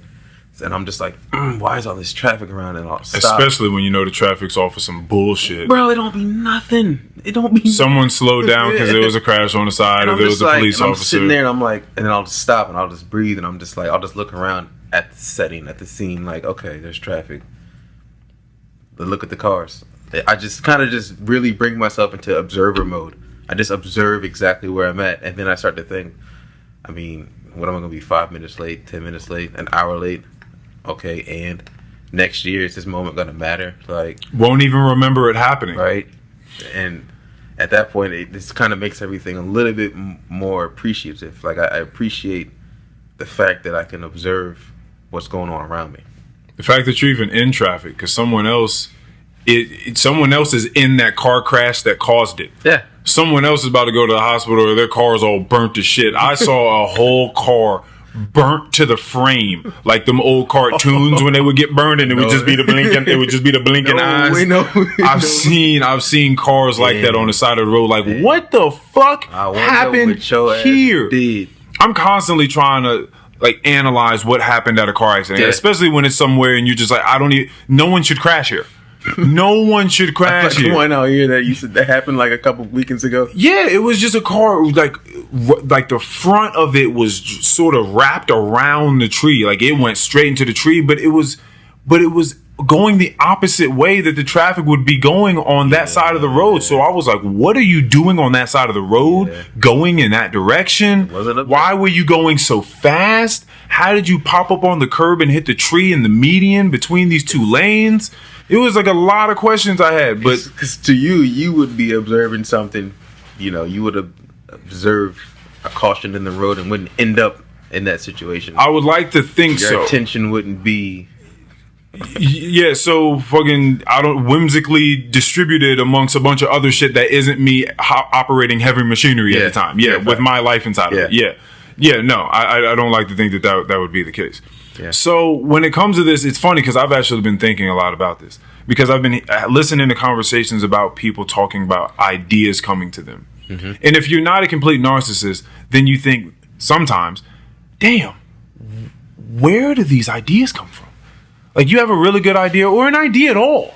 You just think, where did this come from? Unless someone just told you something, hey, you should do this thing. Unless that was happening and you just feel like you woke up with a brilliant idea or you were driving through the car or you were doing whatever it is you do. You're exercising, you're doing yoga, you're reading a book, and just something comes and hits you. And you're like, oh, man, I feel like I should do this thing or I should change this thing or I should try this thing out. Where do those come from? And I'm not arrogant enough to think that we're just churning this stuff out in and of ourselves, like our minds or our consciousness is made in a vacuum. Yeah. So what I think it is, and there's no proof to this. This is only my sense of things, which, by the way, small cliffhanger on that.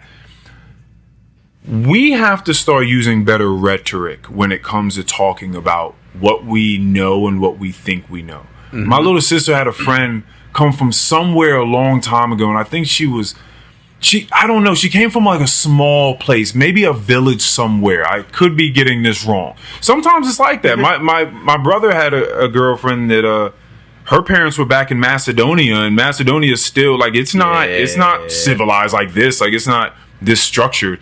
And so there are plenty of still villages and stuff. Like there are plenty of still people just living out in like jungles and stuff like that. And she came over here to America, and she was relatively new.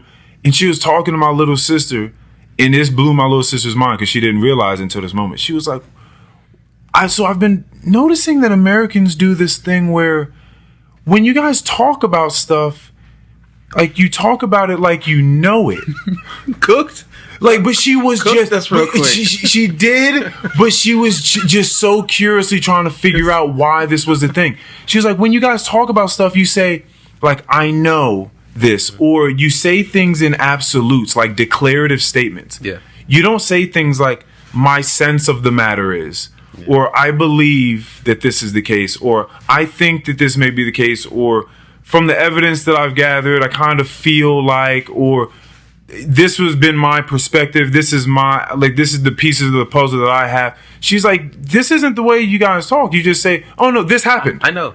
Yeah, like I know, so I know that blah blah blah, or this happened the other day. It's like, well, do you know that happened, or is that just your perspective of what happened? Like that's your story. Yeah. But there's another story which is just reality outside of that, just like the thing that happened, not what your emotional placement inside of that thing is. Yeah. So I thought that was very funny. So that's just something I feel like we have to get better on, and it's something I'm much more cognizant about these days. Me too. Just letting people know when I'm talking about something, that it's my sense of what the fuck is going on. Yeah. So again, I can't prove this, but this is what my sense of this is: getting ideas and having this inspiration, and being a psychonaut is we're like, I guess like conductors of a sense, or like a lightning rod.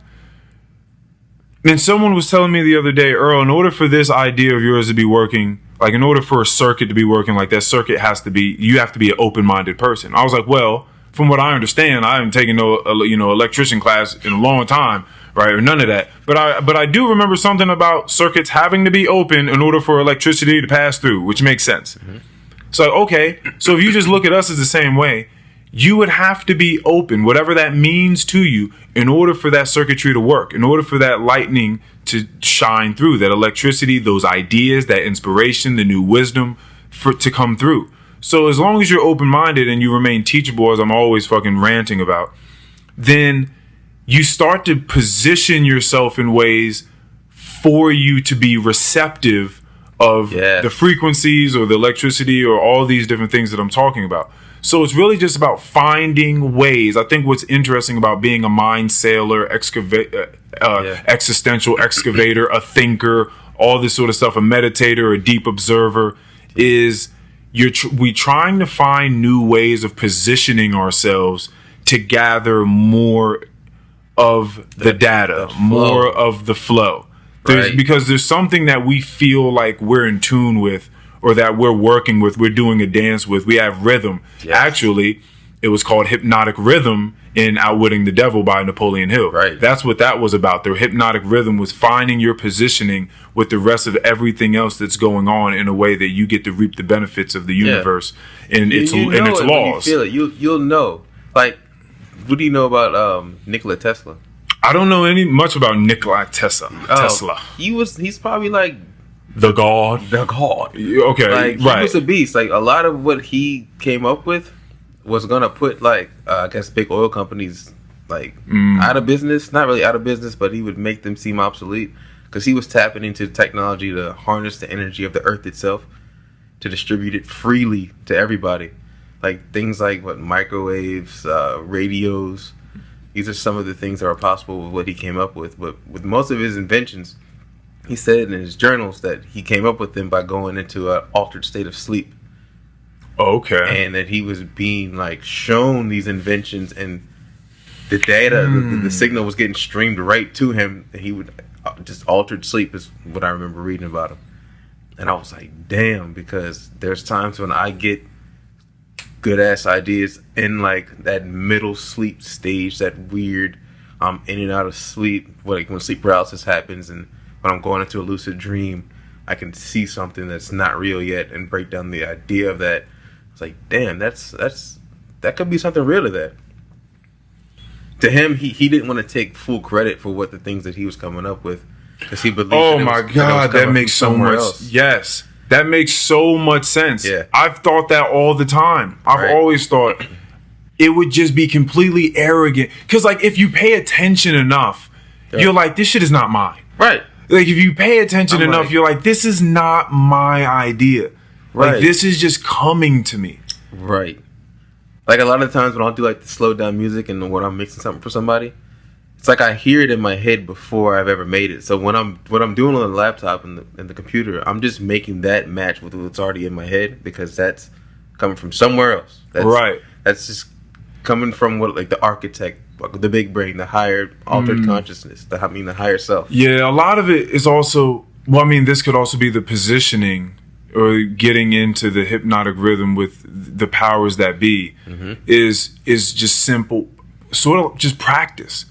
Is practicing that thing to the point where like you've broken into this mold where it's just going to keep giving you ideas in this sense, because I'm not getting mathematical ideas, right? Like all these other things don't come to me, but usually about interpersonal communications and conversations, these ideas come to me, and just other random things that I happen to think about when it comes to people and consciousness, ideas come to me. But I'm not just getting ideas about how to paint an awesome picture. A rocket ship or something. Exactly. Yeah. So it has a lot to do with what it is you're putting your mind to, like what's, I guess, in your mind's eye. Right. Then it's feeding that sort of information to you. That's why I think it's really important to really, literally talk to yourself. Right. Like you could have conversations with yourself in whatever state that it needs for you to get into. For me, a lot it's driving in silence and like sleep, but not being asleep, but going to sleep. Oh, so it's on the way to you going to sleep. Yeah. Oh. On the way to going to sleep. Or when I wake up in the middle of the night, get a little drink of water, and then I'll just lay back down, and then I'll go right into like either a lucid dream or like a fully detailed breakdown of an idea that I have. And then when I wake up, I'll drive to work on silent, just thinking, and I get a full conversation going with myself. And I'm breaking down ideas and problem solving.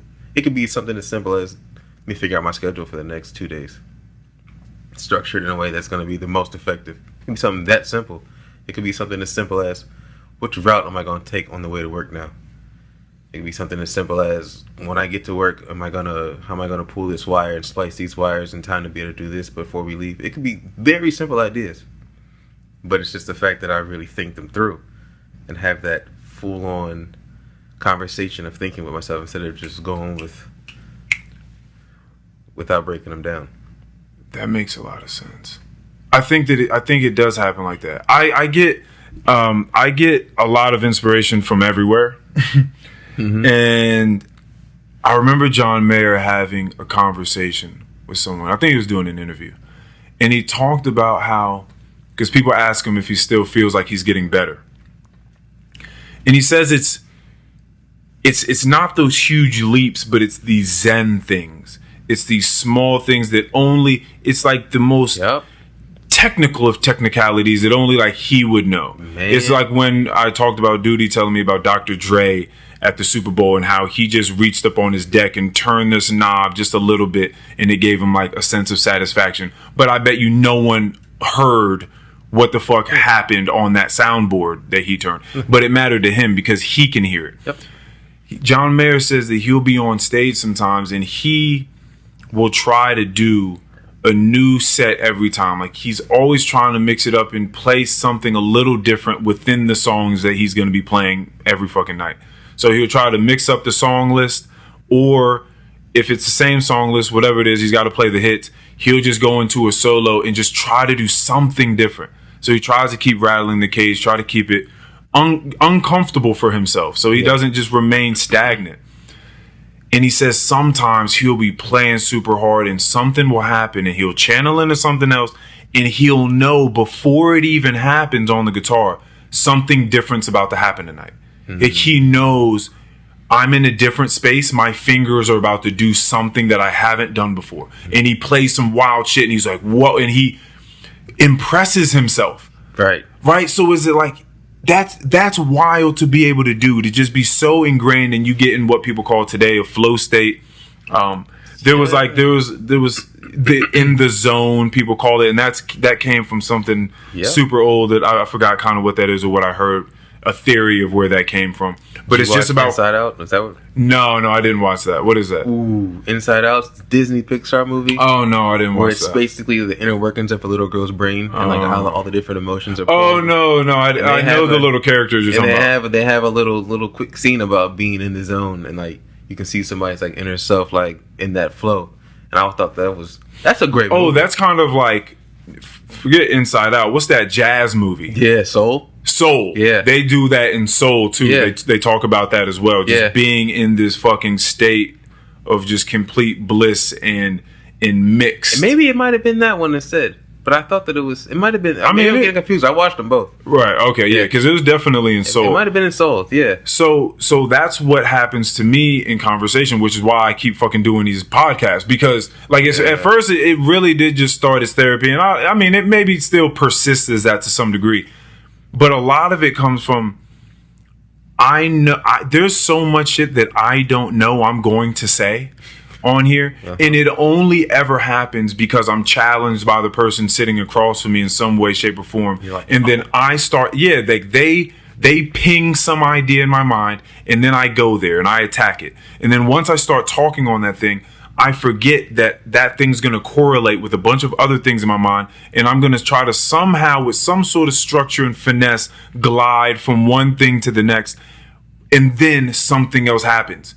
And I can kind of feel that happening, like I'm getting somewhere else in this that I haven't thought of before.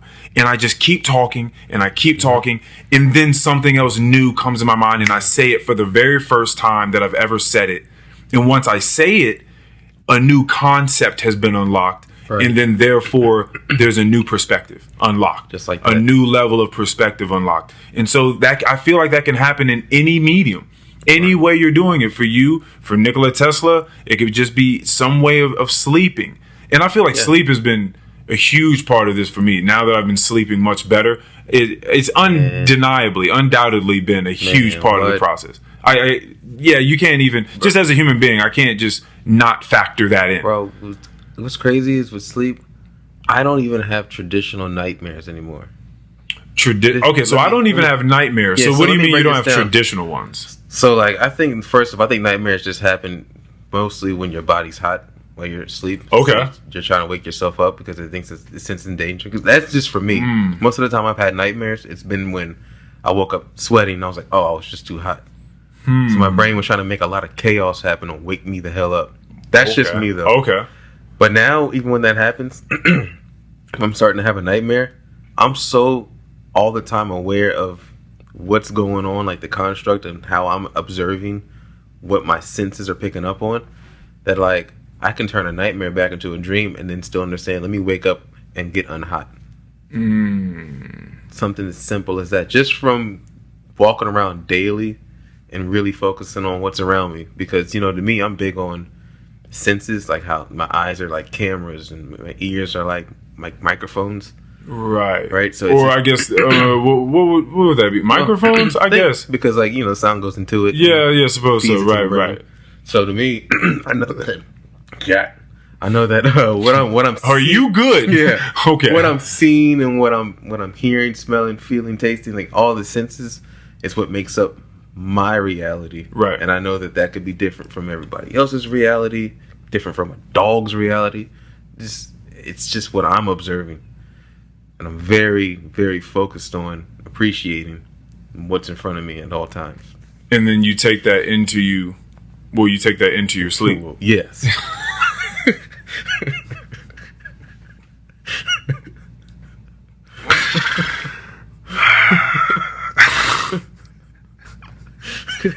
But no, you take the gratitude and attention that you have for these senses and what it brings to you into your sleep. So then when you go into this dream state, I was just talking to you. What's so funny is you'll hear it when you listen to the conversation I just had with Jess. I was just saying to her that for the ones that do understand what lucid dreaming is like to any degree, because there's levels to this. I don't believe I lucid dream like you do. I don't pick and choose things I want to do on but I do, but they are super vivid. And there are things that call out to me in it. Like I know that the things I'm doing are identical to the things that I would do in real life. Meaning like I'm making real Earl Lonnie Hooks decisions. Like that is my character in real life. Those are the real character qualities that I have. I'm never doing things that are just like out of my character. And if I ever do, I question it in my dream. I'm like, I wouldn't do that. Like, so I have like a real awareness inside of them. I just don't choose to pick up and fly and do a bunch of other shit like that. But dreaming lucidly can give you an idea to what living lucidly is like. And those two things feed into each other. So I feel like the more day-to-day lucid living and walking and talking and thinking you're doing, then you're going to go into your dreams, and your dreams are going to be much more vivid. And you're going to have much more awareness that you're going to bring into your dream. And I don't know, again, that manifests itself in a bunch of different ways, but it definitely happens.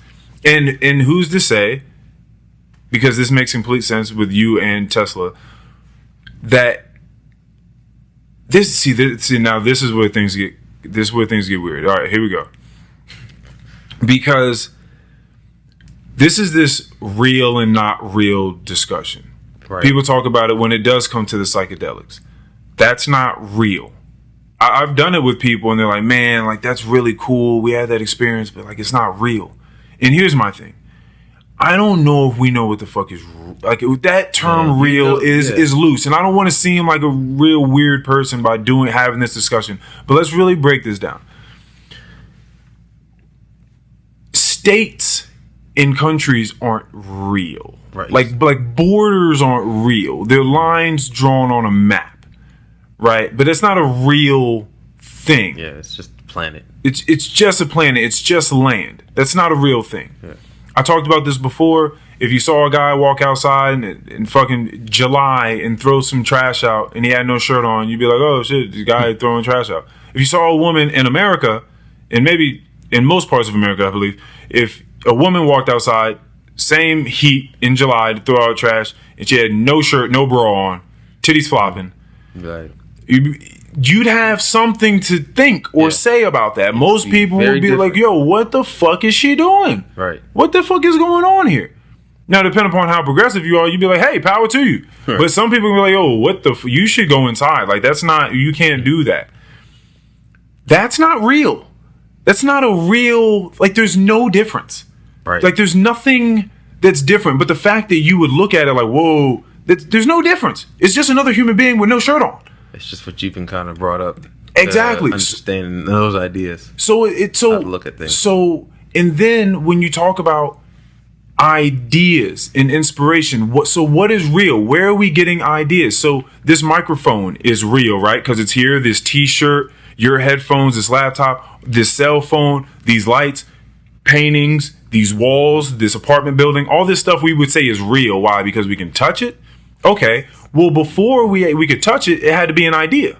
Yes. Someone had to think of it before they could make it. So was the idea real? Well, what about the place that the idea came from? Was that real? So if you have these experiences, no matter which medium that you've accounted for, the sleep, the yoga, the meditation, all these psychonaut avenues, whatever it is, why isn't that real enough? Like it is real. So if you're sleeping, all that shit that's going on, you could say is not real. It's a simulation. It's whatever the fuck. It's a, amalgamation of things that you heard that day or you've been thinking about that have been weighing on you or music you've been listening to, whatever the fuck it is, something is coming together. And then the way we're talking about it could also just be some, I don't know. It could be you being a conduit and something giving you something from somewhere above. We don't know what the fuck it is. But how is that not real? It's only real if you, commodify it? If you build it? If you make something out of it? I don't think that, the way that we use the terms real and fake are just, really... It's the line. It's fake. Yeah, it's kind of weird. Like, I don't think people really know what's real and what's fake because people live an extremely, quote-unquote, real life inside of a bunch of fakery. Right. So what I see it, the way I think of it is like, it is real. Okay. What each person is experiencing at those times, they are real, but they're not the shared reality. Okay. Okay. Right. I think reality as a whole is what we all are confirming with each other that we are all observing together. If we all observe it together and it's constant and it stays, then that's what we consider reality.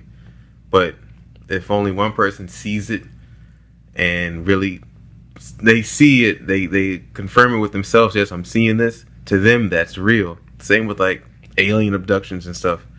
It might not be everybody's reality, but to those people who firmly really believe that, to them that's real. Yeah. But then that's their reality.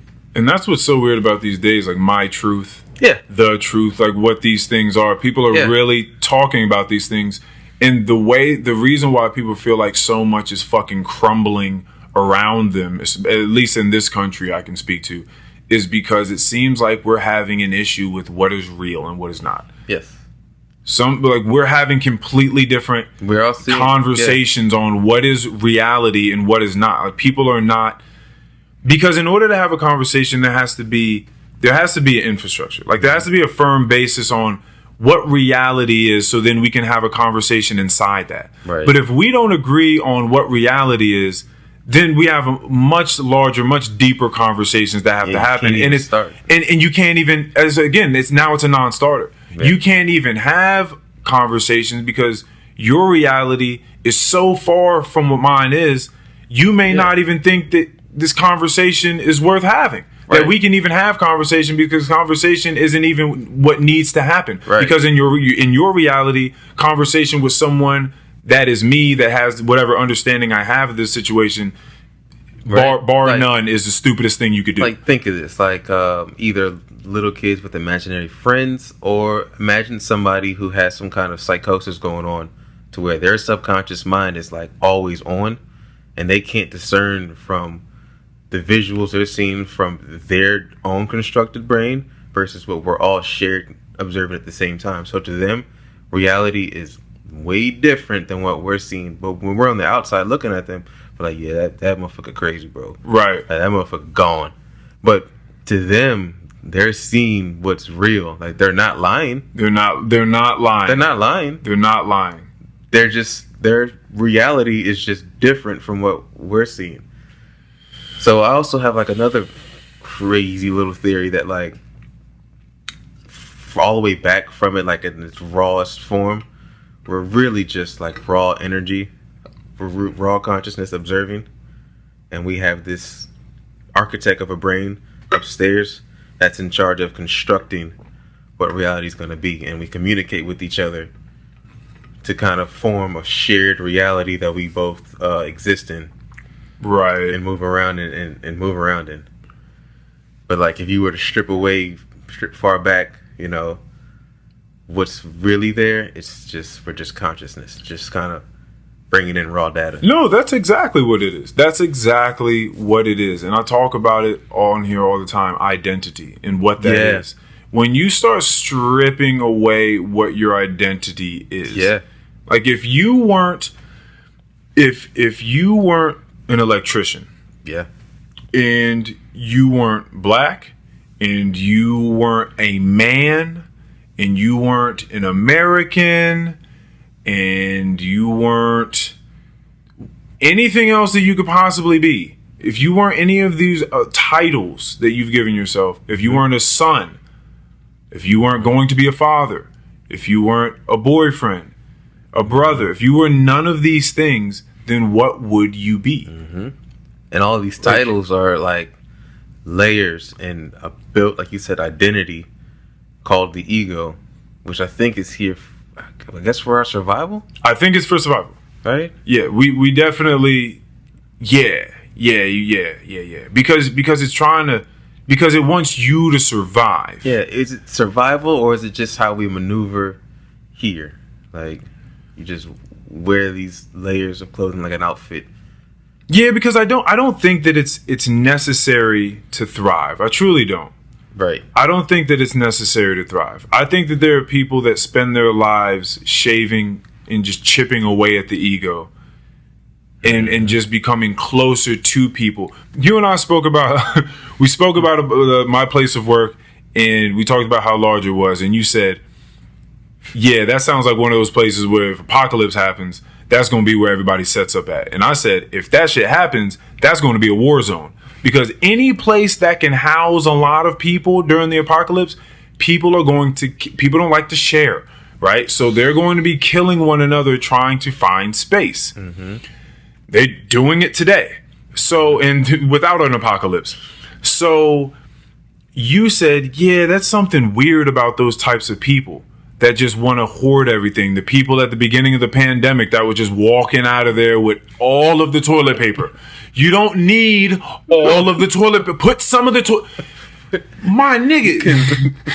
Come on, man. That's crazy. Like, you really don't fuck with other people. Wow. Isn't that crazy? No, like, when you get to see how people really are. Yeah. You really don't fuck with other people, like, huh? Damn, bro, like... Just all for you, huh? Wow. Okay. I can see you staying at the store. I will. Yeah. Like, okay. Word. Okay. I'm learning about you. Okay, motherfucker. That's crazy. Yeah. I'm not gonna forget this. That's okay. That's interesting. So, I was saying, I guess we agreed that there's something evolutionary about being the chosen person.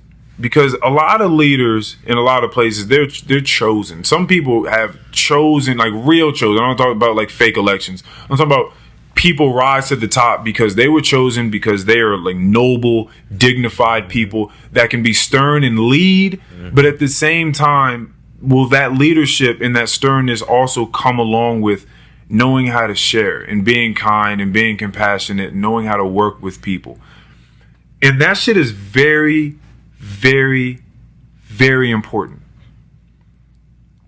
And so I don't understand how that's not something that you want to tap into. Being the person that isn't just going to try to take everything for themselves. You want to share with other human beings. But I think before you get there, you have to either be taught or have some miraculous psychonaut-like experience. It could be psychedelic or not.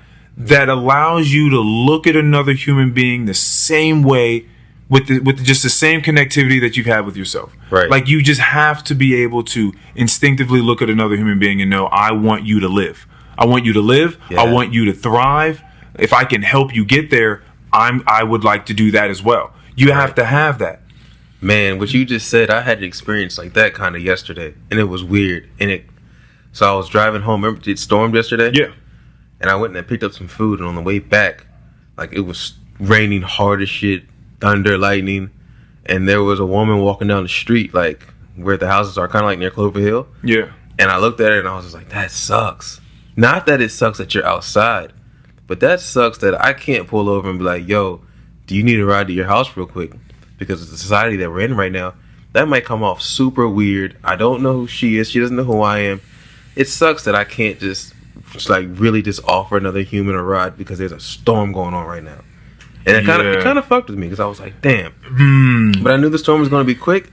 And I was like, that sucks. Like, just drive right home. Like, that is tough. She could live right there in that corner and be right home. I don't know. It just sucks that at a time right now, just to even feel that way, because you may have been able to, and she would have been like, oh, you know what, like, thank you, actually, yeah, or not, and been like, no, I'm completely fine. Weirdos trying to pick me up, and so you never know, but it sucks that you even have to feel that way, right? Just trying to be a good person and make a good decision, but you just feel like, but I don't know, the climate's not quite right for this. Yeah, it was just like, I don't know. And I said it out loud. I was like, man, this sucks. Like that sucks that this is what it is right now. Yeah, that's what it's come down to. Yeah, so I do feel like you can, and I have made it a conscious decision to chip away at the ego, because I feel like that's the best way to go about it. Yeah. I think that you can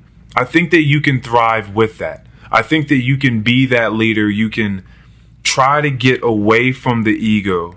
And because of that, you connect with people. And because you connect with people, and there's power in people, and there's power in numbers, then you get elevated. I think that does happen to people. And you don't have to use the ego as a way of putting other people down, to try to put yourself up, or cheat yourself to the top, or do any of that sort of deceitful, devious type of backdoor shit, simply because you want to further feed your ego. Because I've seen people feed their ego. It's just weird, bro. It gets weird. I've seen me do it, and I got weird. It's weird when you do that. There's a lot of substances that feed the ego, like a lot of the big ones, like the alcohol and coke and you take a good line of coke, like, nigga, you ready to go. Right. You feel like you on top of the world. You can talk to people however you want to. You walking around big dick like energy. You feel so you. Yeah, I guess that is it. So me. I'm me. Like, you know, you feel like you want to conquer. It's just ego confirmation. It's the worst. You know, it's the worst. That's how I used to feel when I did, exorbitant amounts of Adderall. Yeah, like I just you can just take on the world as Earl. Yeah, I'm out here, Earl, about to tear this shit down. Let's go. Oh God! Right, but at the time, I wanted that. You weren't trying to do anything like evil. No. You're right. Well, you didn't see anything wrong with it. You know what it is, and this kind of goes back to being one of these super elites with all this fucking money, with your private island and jet and all this. Is I think.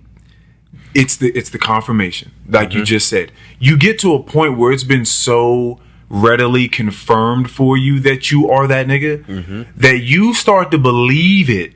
And then you think, well, if I got to this place and I have whatever powers I have that got me to this place, because you're arrogant enough to think that it's just you that got you there, right?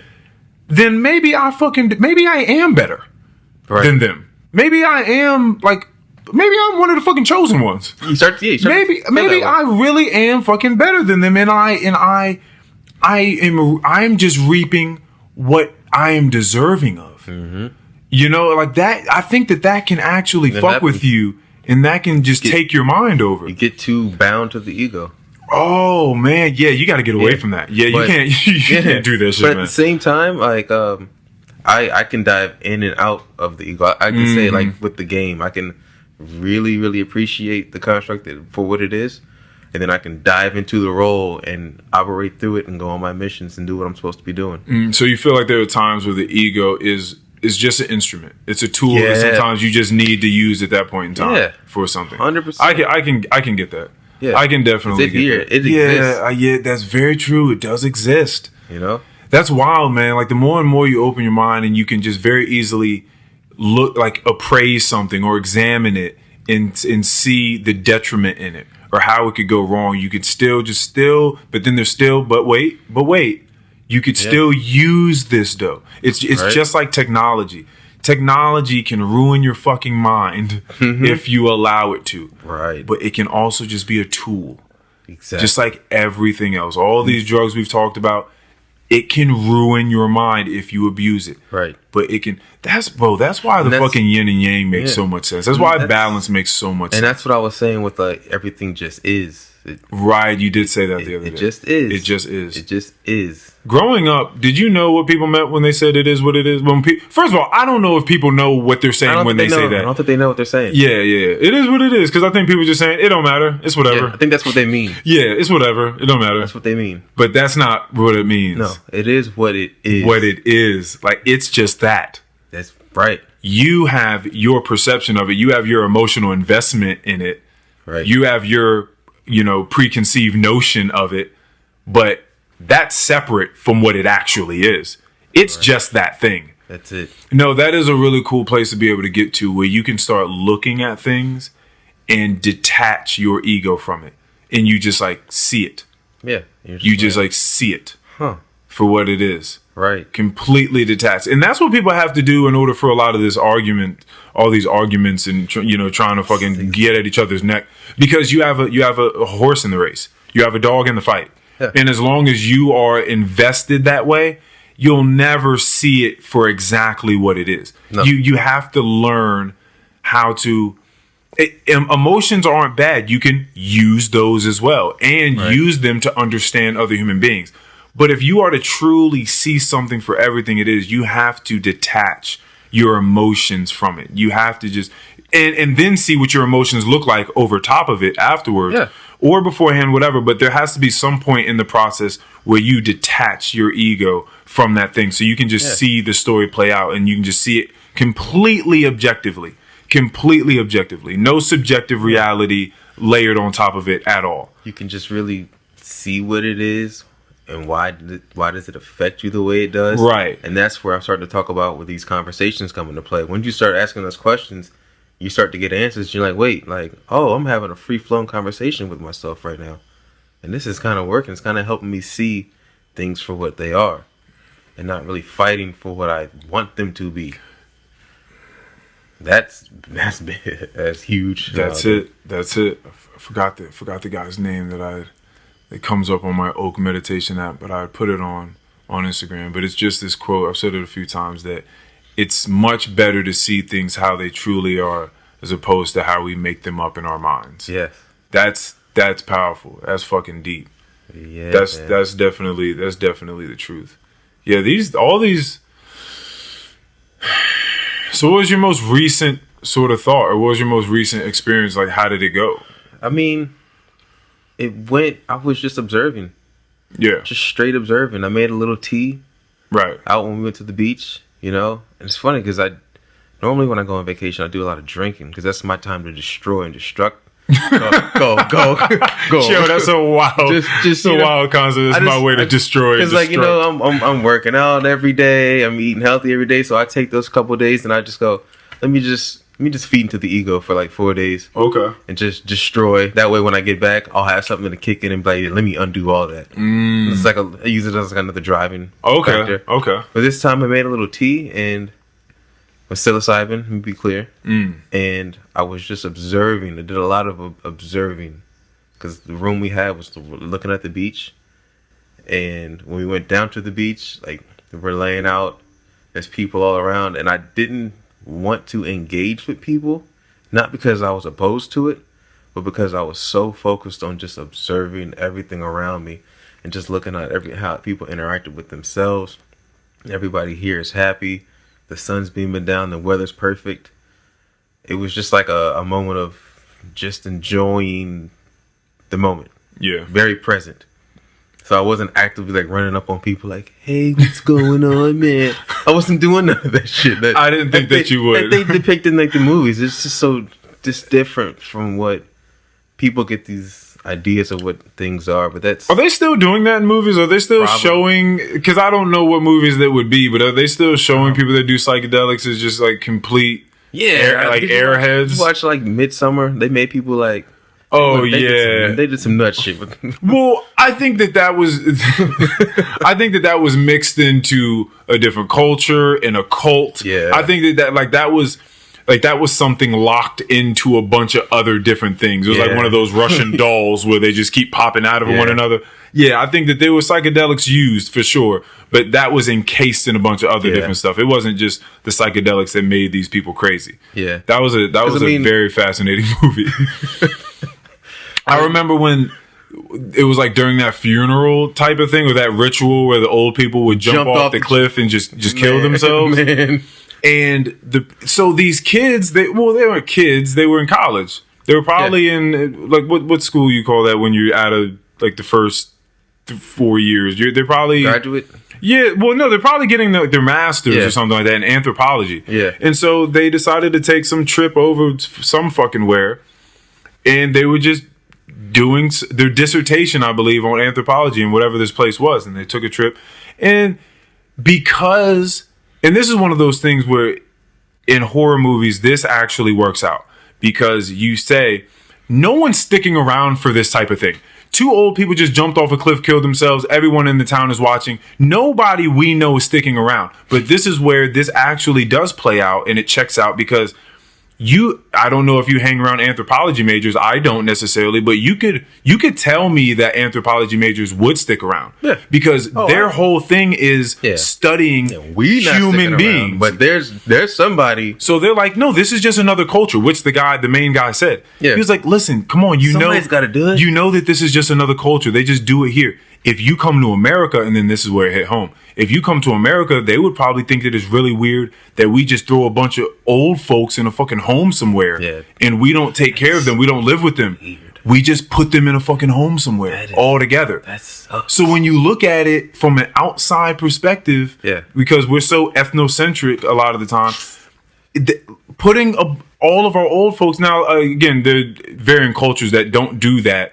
Yeah. But for a lot of us, we knew a lot of old people in families that just got put in homes. Yeah. We didn't do that in my family, but other people do that. Yeah. And that could be very weird from the outside. So they fucking stuck around. I don't know. Yeah. But I don't know. But the point is, that movie was they were doing some different stuff outside of just the psychedelic experience. That too. But I didn't expect for you to just be running around on the beach like, what's up, man? Like, we're all connected. We gotta be together. Let's hold hands and run into the waves together. I think we have to feel Mother Earth. Bury me, man. Poseidon. I think that comes from like the. Did you say bury me, man? Yeah, bury me in the sand, man. I think that comes from like people with pop culture movies. The way they depict things is people just using things the way they're not supposed to be used. That too. Yeah. It's not. Remember I talked about the Santo Daime churches a long time ago. It was just where people were using, I think, psychedelic drugs in the churches, and I was like, like there are certain churches where they are getting sanctioned. So in states where I have seen this. Yeah. So there are states where psychedelic drugs are not prohibited. No, I'm sorry. They're not. They're unlawful. Yeah. Right. They're not legalized. They're not decriminalized. But if you're a church, if you're a religious center, then you can be sanctioned to have them. So there are certain churches where they use these rituals, and there have been, you know, villages and cultures for millennia that have used plants for rituals. Right. So it's just about how you go about using them, how you grow up looking at them. A lot of people look at it, again, speaking about going to church, like they're having a real religious, spiritual, God-like conversation. They do. A God-like conversation. And maybe that's what they experience. This is not what happens to me, though. Right. You know, maybe that's what they truly experience. For me, it's really just, and it's not even like this is something that I do often. The last time I had an experience like this was 8 years ago, 2014. So this is not something that I'm actively out living my life to do. It's just something that kind of comes across almost like we were talking about. The idea just pops in, and it's like, oh, I need to have a conversation with myself. There's something that needs to be said here. And it was really just observance. I've been practicing observance for, I don't even know, maybe a strong 6 months to a year now. But so what do you do for that? I just look at things, man. I start off by, dang, this table is hard, or this floor is kind of soft. Okay. And look at the lights. Like, I just get really focused on, oh, this is what I'm perceiving. This is the construct right now. I start with there. Right. Stone cold slam sober. And I get into that. It helps me with a lot of different aspects of life. If I'm doing something hard at work, like I'm trying to reach back real far and turn this screw so I can hit this switch, I can just breathe. Oh, there it is. And see it without even like actually seeing it. Or if I'm in like a workout where it feels like I'm getting ready to die, and then I'm just like, I just stop and observe each single rep for what it is. Oh, I pick the weight up, and then I drop under it, and then I stand all the way up, and I breathe at this point. I just kind of slow everything down around me. And it's mindfulness. That's what it is. Yeah. It's mindfulness. Yeah. It's just, I'm just describing it in a long form. I wasn't even going to, because as soon as you started talking, as soon as you started saying this table's hard, the very first thing you said, the floor is soft. Yeah. There was something in me that I was going to say, this is mindfulness. But this conversation had me so open-minded, I was like, I'm not even going to say that. Yeah. Because it's whatever it is you want it to be. It is what it is you're saying that it is. And It can just be that. It doesn't have to be attached to mindfulness, but that is what that is. However it is you're getting it. Right. Because again, some people don't like the terminology, and as soon as they hear something that, you know, has been attached to something or someone they don't like or they feel like is not credible, then they're shut off from it. Yeah. So with these substances, especially with like DMT or LSD, psilocybin mushrooms, weed, if people that are telling people to do these things so you could see this and see the other side, you can open your mind and you can see all the dimensions, like, it's just kind of like, no, that's not what it is. First, start off with just learn your mind sober, master that world, like, because that could take you all life to master that world. You know what I mean? Yeah, I don't think that it's for everybody. No. I do not think that it's not for at everybody. all. Not at all. I don't even think it's for people who actively do it a lot, because I think they're just wasting their time trying to get to a point in their mind that they're not getting to, because they're not even looking at themselves as the observer of what's being constructed in front of them. They're trying to leave reality a lot. We were talking about reality. They're trying to leave reality. And that's not what it's for. Yeah, I don't know. That gets really weird. Because you can, as I was saying before, just live there if you want to. Yeah. Like those people that were going into those little speakeasies in the movie Inception with Leonardo DiCaprio and just going away in the dream world. Yeah. Like, why not? Like, if it's, I'm here, I'm with my loved one. Same with... I'm constructing my own world. Like, what do you mean it's not real? Like, I'm as long as I'm here, it's real. It's whatever. That's why it's like a lot of sleeping a lot, as they say, it's a symptom of depression, because you're trying to leave reality. People that drink heavy, I think a lot of these things, you're leaving reality, trying to go somewhere different, and not conversating with your mind, having those difficult conversations.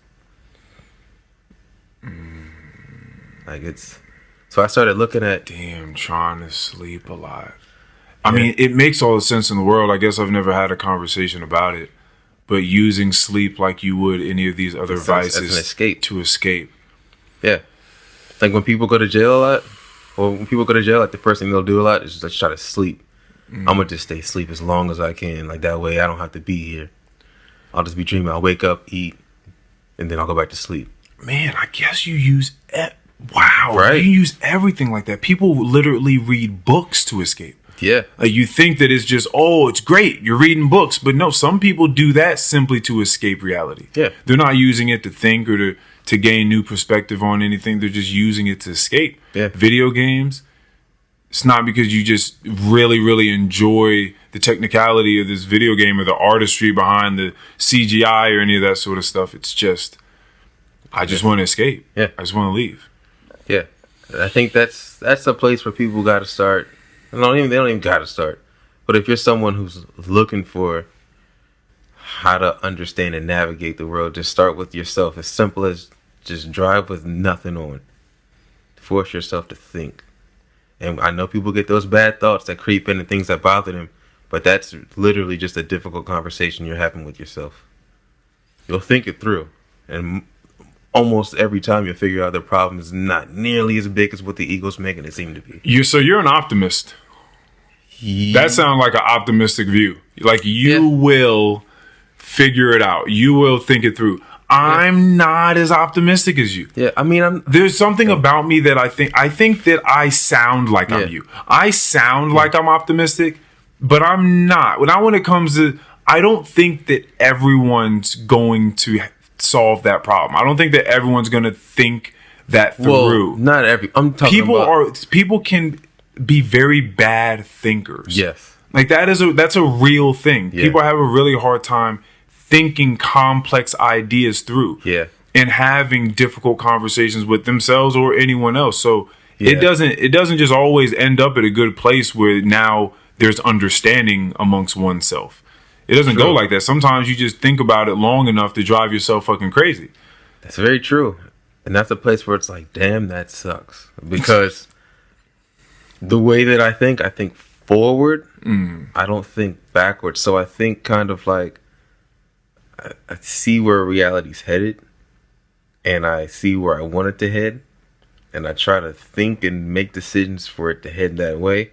I don't think backwards of what's gone wrong in the past and why if I do this it'll just be like that back then. No, I think very forward, and I don't know if everybody does that. Well, I mean, I think that people, I mean, there's mixtures of this. Like you'd want to try to think in the past to correct for the future. In certain senses, like yesterday I walked outside. I saw a few guys at a gas station. I walked up to them, slapped one of them in the face. Right? They beat the shit out of me. Today I'm gonna not do that. Yeah. Because yesterday I got the shit beat out of me for doing that thing. So you make these course corrections, because of that. I don't think that you have to necessarily wallow in the past. Yeah. But you have to use those things as tools to be able to know what that course correction is like for that rhythm, for that possible future that you're envisioning. Yeah. That data of how to move in the future has to come from somewhere. Yeah, definitely. You definitely use, past experiences to guide yourself to not make the same mistakes. Yeah, that was in the Napoleon Hill book too. He was saying, and it was beautifully said, I'm not going to get it right, but paraphrasing, that people are successcle to the degree that they have failed. Mm-hmm. I remember that. Actually, I may have said it verbatim. He said that pretty early in the book. He did. Early in the book. Because that was when he was just letting you know that his whole shtick was going around and interviewing not just a bunch of successful people, but more fails. Yes. More failures. Yep. And I think that's where this idea of the devil coming had overcome him. Yeah. Was him just interviewing a bunch of people that felt like they had failed in life and trying to make all the correlates between these people. Right. That's fucking insane. People are successful to the degree in which they have failed. Wow. Mm-hmm. That's fucking awesome. But if you haven't failed, then you don't know how to succeed. Unless you just get very lucky, I guess. Yeah. Because, but then again, are you lucky? Luck isn't. That's not a fail-proof philosophy. That doesn't give you longevity. Mm-hmm. So yeah, you'd have to be successful. If you're successful in the long run, you've had to make a ton of failures to know what not to do. Right. In order to keep I love that. Yeah. Yeah, that gives you longevity. Okay. Yeah, that's dope. I haven't had a psychedelic experience in a long time. But I've made a lot of changes as of recent. So your mindfulness has been you said 6 months to a year. It's been longer than that, but I couldn't put a conscious thought that I was even doing it. Right. Right? Like I didn't even consciously know that I was being mindful. It was like a slow, steady. Then it came to me like, damn, I'm doing it. I guess it might have come from listening to the pod a lot or even other podcasts about mindfulness. I was like, damn, I kind of do this already. Right. And then it just strengthened it. And I was just like, I do this all the time now. Am I doing this shit too much? I started thinking like, bro, I will literally like drive an hour home. No music. Just straight mindfulness. It'll get to the point where now I'm having the thoughts on them. I'm getting them through the brain. I'll literally talk out loud to myself to the point where like I'll be sitting at a red light. And I'm like, damn, let me pick up my phone and act like I'm talking to somebody. Because I'm pretty sure I'm fucking crazy right now. But I'm having a great conversation with myself. Right. People would definitely, if you were talking, people would definitely assume that you have some microphone going. You're talking to someone. Right. No one's going to assume that you're really talking to yourself. But then I'll put there's an earpiece I'm not saying or something going on. But then I'll just be like, hey man, whatever. Like or that too. That's the better option. But then I just laugh at myself like, damn, like, but there's nothing wrong with this. All I'm doing is just thinking out just problems and solutions. I think that's another reason why I don't really stress hard about a lot of things. I think stress is just difficult conversations that aren't being finished. You're just thinking, oh, I gotta do this. Oh shit. And then you move on, right? Without actually getting to a resolution about it. Yeah, it's unfinished. It's unfinished conversations. It's just like a text message. You read it and you didn't say anything back to it. You saw it calling, you didn't answer the phone. There's no resolve in that. Yeah, you just no conclusion. Bombarding yourself with these thoughts, with these unfinished threads. I know people can't like not think, because there's people who, you know what I mean. People are like, man, I just think too much, and I'm like, bro, you don't understand. That's such a good thing. Like, think those thoughts through. Like, really, like you said, you will lay down and you will think of conversations that you haven't even had yet with people. Same thing. Like, think that thought through. Think it. Think on it hard. Use that energy. It's not gonna turn out bad because you thought about it. Yeah, there's just a process to thinking. People have a hard time of like weighing ideas and relating them to other ones. It's a very, very difficult thing. And you talk about how you started listening to other podcasts and started just gaining insight from all different sorts of things. I'm certain of it. And you just thought, oh man, this is actually something I already kind of do. That's why when I speak of this Dale Carnegie book, The Art of Public Speaking, because I got the book. One, it was the only one left. It was like some mystic shit. It was like the only one left. I'd walked into Barnes and Nobles and there was a bunch of other just like classic stories like Peter Pan and Alice in Wonderland and a bunch of stuff like that. Then you had this book. And it was the only one left. And I think I was going to try to find a communications book. I was trying to find something to elevate pod content. You were just trying to... I was trying to find something. I need something communications. I want to build myself as a podder and just as an orator and just interlocutor in the world, right? And so I saw that and I was like, it's got like a nice embroidered cover and all sorts of shit like that. And I just went over there and picked it up. And I read this book and it's the weirdest fucking thing because it's a book like... Yep, I know what you're going to say. It's a book like the Outwitting the Devil, in the sense that these authors that wrote this book wrote it so that the people that can understand it. Right. They didn't write it to be a bestseller and for it to just appease the masses. So when you read these words, it's like you're speaking to very specific people. Yeah. It's almost scary. It's kind of scary. It's like, what the fuck? You start thinking crazy. Like, did he write this book? Was this book here for me to find? Like, you start thinking weird shit. It's definitely for a specific demographic, right? That think a certain way, right. and would because I was asking you, how many people are even getting through Outwitting the Devil? Like, once you read 5 chapters, Like, and you may not even get that far. You can be like, what is this stuff? Like, it seems like these things are like, it seems cryptic. You're right.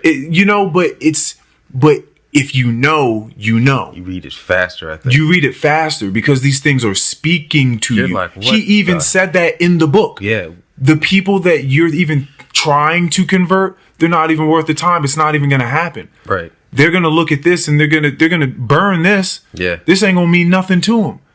And like to have that insight and to be privy of that as you're writing something that you want to put out. People don't want to hear this shit, but I have to put it out. And that's the same thing I got from that book. I'm reading it and they're talking about being a true observer. They say out of like 1 million men, there's 1,000 that can think. And out of 1,000 that can think, there's only one that can see. And that person that can see, their mind is like, their eyes are like a suction cup. They're walking around everywhere. And this is mindfulness without using the word mindfulness. In the Napoleon Hill book, they use the word deliberate or definitiveness. That's what would be intention today. But that's what I think her name was Sharon Letcher that did all the annotations in that book. That's what she said in one of her annotations. This word definitiveness that he keeps using, we would now say in this age, intention. So you can just sub that in. But to write these things, that's just wild. They're talking about the suction cup and just the true author or true observer that's going to be a great orator is just constantly taking in. There's never a moment where they're not working, but it becomes conditioned. It's just first nature now, where you're picking up every glance. Anytime anyone looks at you, you like capture the glance, and it's now encased in your mind. You can use that somewhere. Anytime you hear things that you see as important, you'll bring that in. You get all the other shit, you throw it out because there's only but so much room you can keep stuff in. So you throw all the unimportant stuff out, you keep all the golden nuggets, but you're constantly absorbing as you go through the day. And they talk about how most people only see sermons and books and what they say in running brooks or in stones and running brooks, as opposed to seeing sermons in stones in running or in books in running brooks. That means you have to look for a sermon inside of a book. I can look at a running brook and see a book. I can see a sermon in a stone. There are people there are people that have gone out and said, fuck just all this scientific research. Like, in some sense, this is scientific research. Yeah. I'm just going to look. I'm just going to observe stuff. And people come away from just being in the woods for a week or 2 weeks by themselves. Man. And they have like some understanding of life that other people don't, that have been going to university for 10 years. And you're like, what did you do out there? Like, I was just by myself, just looking at stuff. But if you don't have that sight to be able to just look at things and gain insight, that's the wildest thing. But we just have different vision. We're just looking at things and gaining completely different insight and data from things that seem completely insipid and completely inanimate and, just nothing, vapid and vacuous to other people. It really is. Like, what could you possibly get from just looking at a rock? What could you get from that? I think that's what you get born with. Little kids have that. Everybody knows that's what they stand apart, that imagination. I'm an optimist. I think that everybody has it. I think everybody has that ability somewhere. I think everyone's born with it. Yeah. That's what I believe. Yes. I believe everyone's born with it. But don't know what happens. Life gets at you. People scare the shit at. There's a ton of stuff that happens. Yeah. I wasn't allowed to believe. My daddy wasn't going to allow me to believe in a white man that came down the chimney that we didn't have. Okay, that comes and rides on a fucking sleigh with reindeer pulling it through the sky to come give me gifts. He was like, nope, I work hard. I bought these gifts. Matter of fact, get in the car. We're going to Toys R Us right now. And he took us to Toys R Us. Take you and just y'all go get it. And we got the toys. Yeah. And he was like, "See, now you have the toys because I brought you here and I purchased them. You saw that happen. Ain't no Santa Claus. So we didn't get to believe in Santa Claus. There was no. I tried the Tooth Fairy. I put teeth under my motherfucker. When I woke up the next morning, my teeth were still there. Wasn't no fucking money. Right? Wasn't allowed to believe in that Easter Bunny." I mean, we enjoyed running around doing Easter egg hunts, but we didn't fucking believe in no bunny. With no bunny. So I didn't grow up just believing in these stories. So as I grew up, I was questioning stuff. I questioned things that other people believed in. Like, are you sure? Yeah. Are you sure? I don't know about that. And so I question things. Some people, they get to believe everything. Mm-hmm. Right? So that does something to you. I'm not going to say you can't break out of it, but it does something to you. Then there's just scaring people.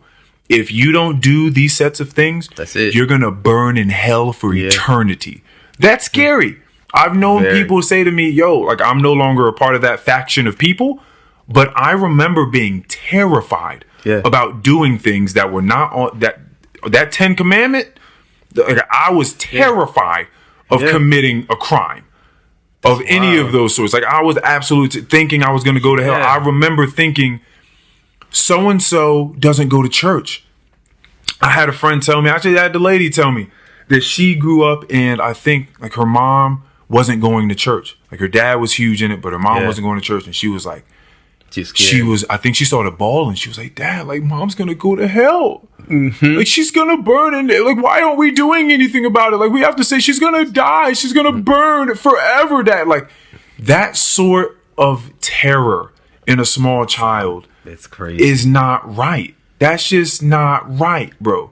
It's the same that we look at beating the shit out of your child now. Right? Like we were getting our ass whooped. I was getting my ass whooped. But now we don't. There's still some people doing it and still will be doing it. But for the most part, we kind of look at it like, we should try to find a different way of doing it. There's so much talking that could be. It's a lot of it if you pay attention. Yeah. But you also have to feel like you have the time. To pay attention, which is why I know a lot of people overlooked it and don't want to, watch it. But that In Time movie with Justin Timberlake, just because Justin Timberlake's in it, don't mean it's not a good movie. It's a good movie. I'll be watching that. It's a good fucking movie. I'll be watching it like once a good year. Okay, who is that? And Amanda Seyfried? I think that was the chick too. And Amanda's my chick, yo. I love Amanda. She's great. Is she the one? She has big old eyes. She the one that's in Dropout right now? I wouldn't know. It's on Hulu. It's about probably because I've seen her something new. It's about Elizabeth Holmes. Yeah. Oh, then it might be. Elizabeth Holmes is the manufacturer of like the Theranos, right? Oh, okay, no, I gotta watch that because I read the book, but I gotta watch that shit. Oh man, that story is so crazy. But anyway, so people just get absolutely terrified as a young person, and so that hinders a whole lot of stuff. Then it's the education system that comes next. Are people being taught to memorize ideas, memorize other people's ideas, and be able to recite them? Yes. Are they being taught how to think for themselves? It's in the book. It's in the book. All this stuff is in there. So it's crazy. These are all the things that stop people from getting to this point that you're talking about. Right. Of being able to sit in the car with themselves and just think through stuff and let stuff process. Yeah. And it's almost like you were talking about how you felt like those books were like, they're for people who are already on that type of thinking. It's why I kind of stopped around like 14-ish. I kind of like wasn't really like trying to push towards this level of thinking because I thought like either I'm crazy or like nobody wants to hear this, but I was just kind of like, it's whatever. So I kind of stopped and I started realizing when they would just pop up naturally, it was almost like I was finding people who were having the same thoughts that I was having. I was like, damn. So y'all exploring the mind. Like, I see what it is. Everyone learns that. Yeah. Every time you get a new toy as a kid, you're like, you want to show people, hey, look at the new toy. I got this. The action figure, the legs go up and you push this button and he punches the guy in the face. Like, all this. Did I make it look really cool? Yeah, you're doing all that sort of stuff. Like, of course. So when you feel like you've broken out of the system and you got a whole new set of codes. Yeah, you're woke. Right, yeah, exactly. Woke. You feel like that word. Of course. I fucking... Because as soon as it's oversaturated, it's no longer that thing. So everybody can't be woke. So that means everybody sleep. Yeah. And as I told Jessica, I actually believe people are sleepwalking. It's not even, that's an actual take of mine. I actually think that people are sleepwalking. But that's God damn. That's just the way it is. People are just absolutely terrified, and they get in these grooves that are given to them. But you can't run around, especially because when you're new and you're excited, that delivery is terrible. Yeah, the delivery is terrible because you're just like so adamant about getting people to see it. To you, it seemed like it was that easy. So you feel like, oh, I could just tell this person to do this one thing, and then they could start thinking clearly too. And nope. You learn, and maybe you take a step back, and then maybe you try to come back and approach it a different way, and it's like, oh wait, no, still not that. Okay, I like to say you can't teach or force understanding. No. You can only just speak on your experiences. That's really it. Speak on your experiences and just live them. Yeah, live. If you practice what you preach, that's the best way. It's the best way. If anyone is to gain anything from you, it's going to be by observing you, right? By watching you, because people have to feel like something came up to them, like came up from them, like in their mind. Exactly. You have to incept their mind, and the only way to truly do that is to just simply live in all of your fucking glory, and then people are gonna be like, I want to know what that's like. Yeah, I remember talking to somebody who is book 5. That's the 5th year of their apprenticeship. I was a book 2 at the time, and they're asking me for tips on like how to like save their money. And I guess I was making it sound too easy, but because I was trying to show them step by step on how I just keep track of every transaction, literally. And they were just like, "Man, this sounds like so much." And I was like, "Damn, it's kind of hard to explain understanding. I can just tell them what I do." It took a couple days, but I mean, I got him right. That's all you can do. Yeah. If he asks, I talked to Keanu about this on here a long time ago. At the end of the day, I don't do anything unsolicited. Yeah. Like I'm never just walking up to you and just starting to talk. The only way you'll be able to figure out how I think about stuff is if you come sit down, we have a conversation about it. Like if you are digging for that sort of content, then that will come out. Aside from that, I'm gonna just chop it up with people and talk about whatever it is they usually like to talk about. I'll chop it up and I'll hear them throw little things in there. So I'll kind of just toss little nuggets just to see what their response. You guys are both tossing a little bait out to one another. So I'll let them get their shit off a little bit more, and then maybe after like day 5, I'm like, all right, so this is how I be seeing it, and I'll break it down. Like, see, that's why I fuck with you. That's why I already knew you was a real one. And I do that work I be talking to is hilarious. That's how. And someone said those words specifically. That's why you just had it off the top of your head. That's why I fuck with you, Mike, because you be on the same shit I be on. It's exciting when you come across those people. It is. It's exciting when you come across those people because I stopped having certain expectations for people a long time ago. Yeah. Right. And I say it's kind of getting lower and lower just as I go along. It just does, man. It just does. I see enough every day. I see enough every day. Yeah. And again, that's why I'm not an optimist in the sense that I think that everybody's going to get to some point of high enlightenment that cures them of so much undue suffering and ailment that they bring upon themselves unknowingly. I just don't think that that's going to be the case. I think that when you do something long enough, I've said this before as well, people are so good at getting good at things. They're so good at it. And that does not neglect or negate the option of also getting good at being bad. You can get really, really good at practicing bad things or detrimental or closed-minded things. And if you are doing that, you're closing the circuit. Mm-hmm. And there's going to be no new awesome ideas that come through. None of that. Yeah. None of that new eye-opening, enlightening wisdom that shoots through and makes you think differently about everything that you do. None of that's going to happen. Just putting the antenna down, folding it up. Radio on, but ain't nothing coming through. Remember on cars when the antenna used to go? the perfect imagery for it. Radio on, but just pulling that antenna all the way down, folding it up, putting that shit in the closet, like exactly. There ain't nothing. Just white noise. Ain't nothing else, man. Yeah. Damn. But it's also like damn. Damn, hold on, man. We gotta have a moment of silence for them as well as a moment of silence for our gratitude. Just let's give it 2 seconds. Just.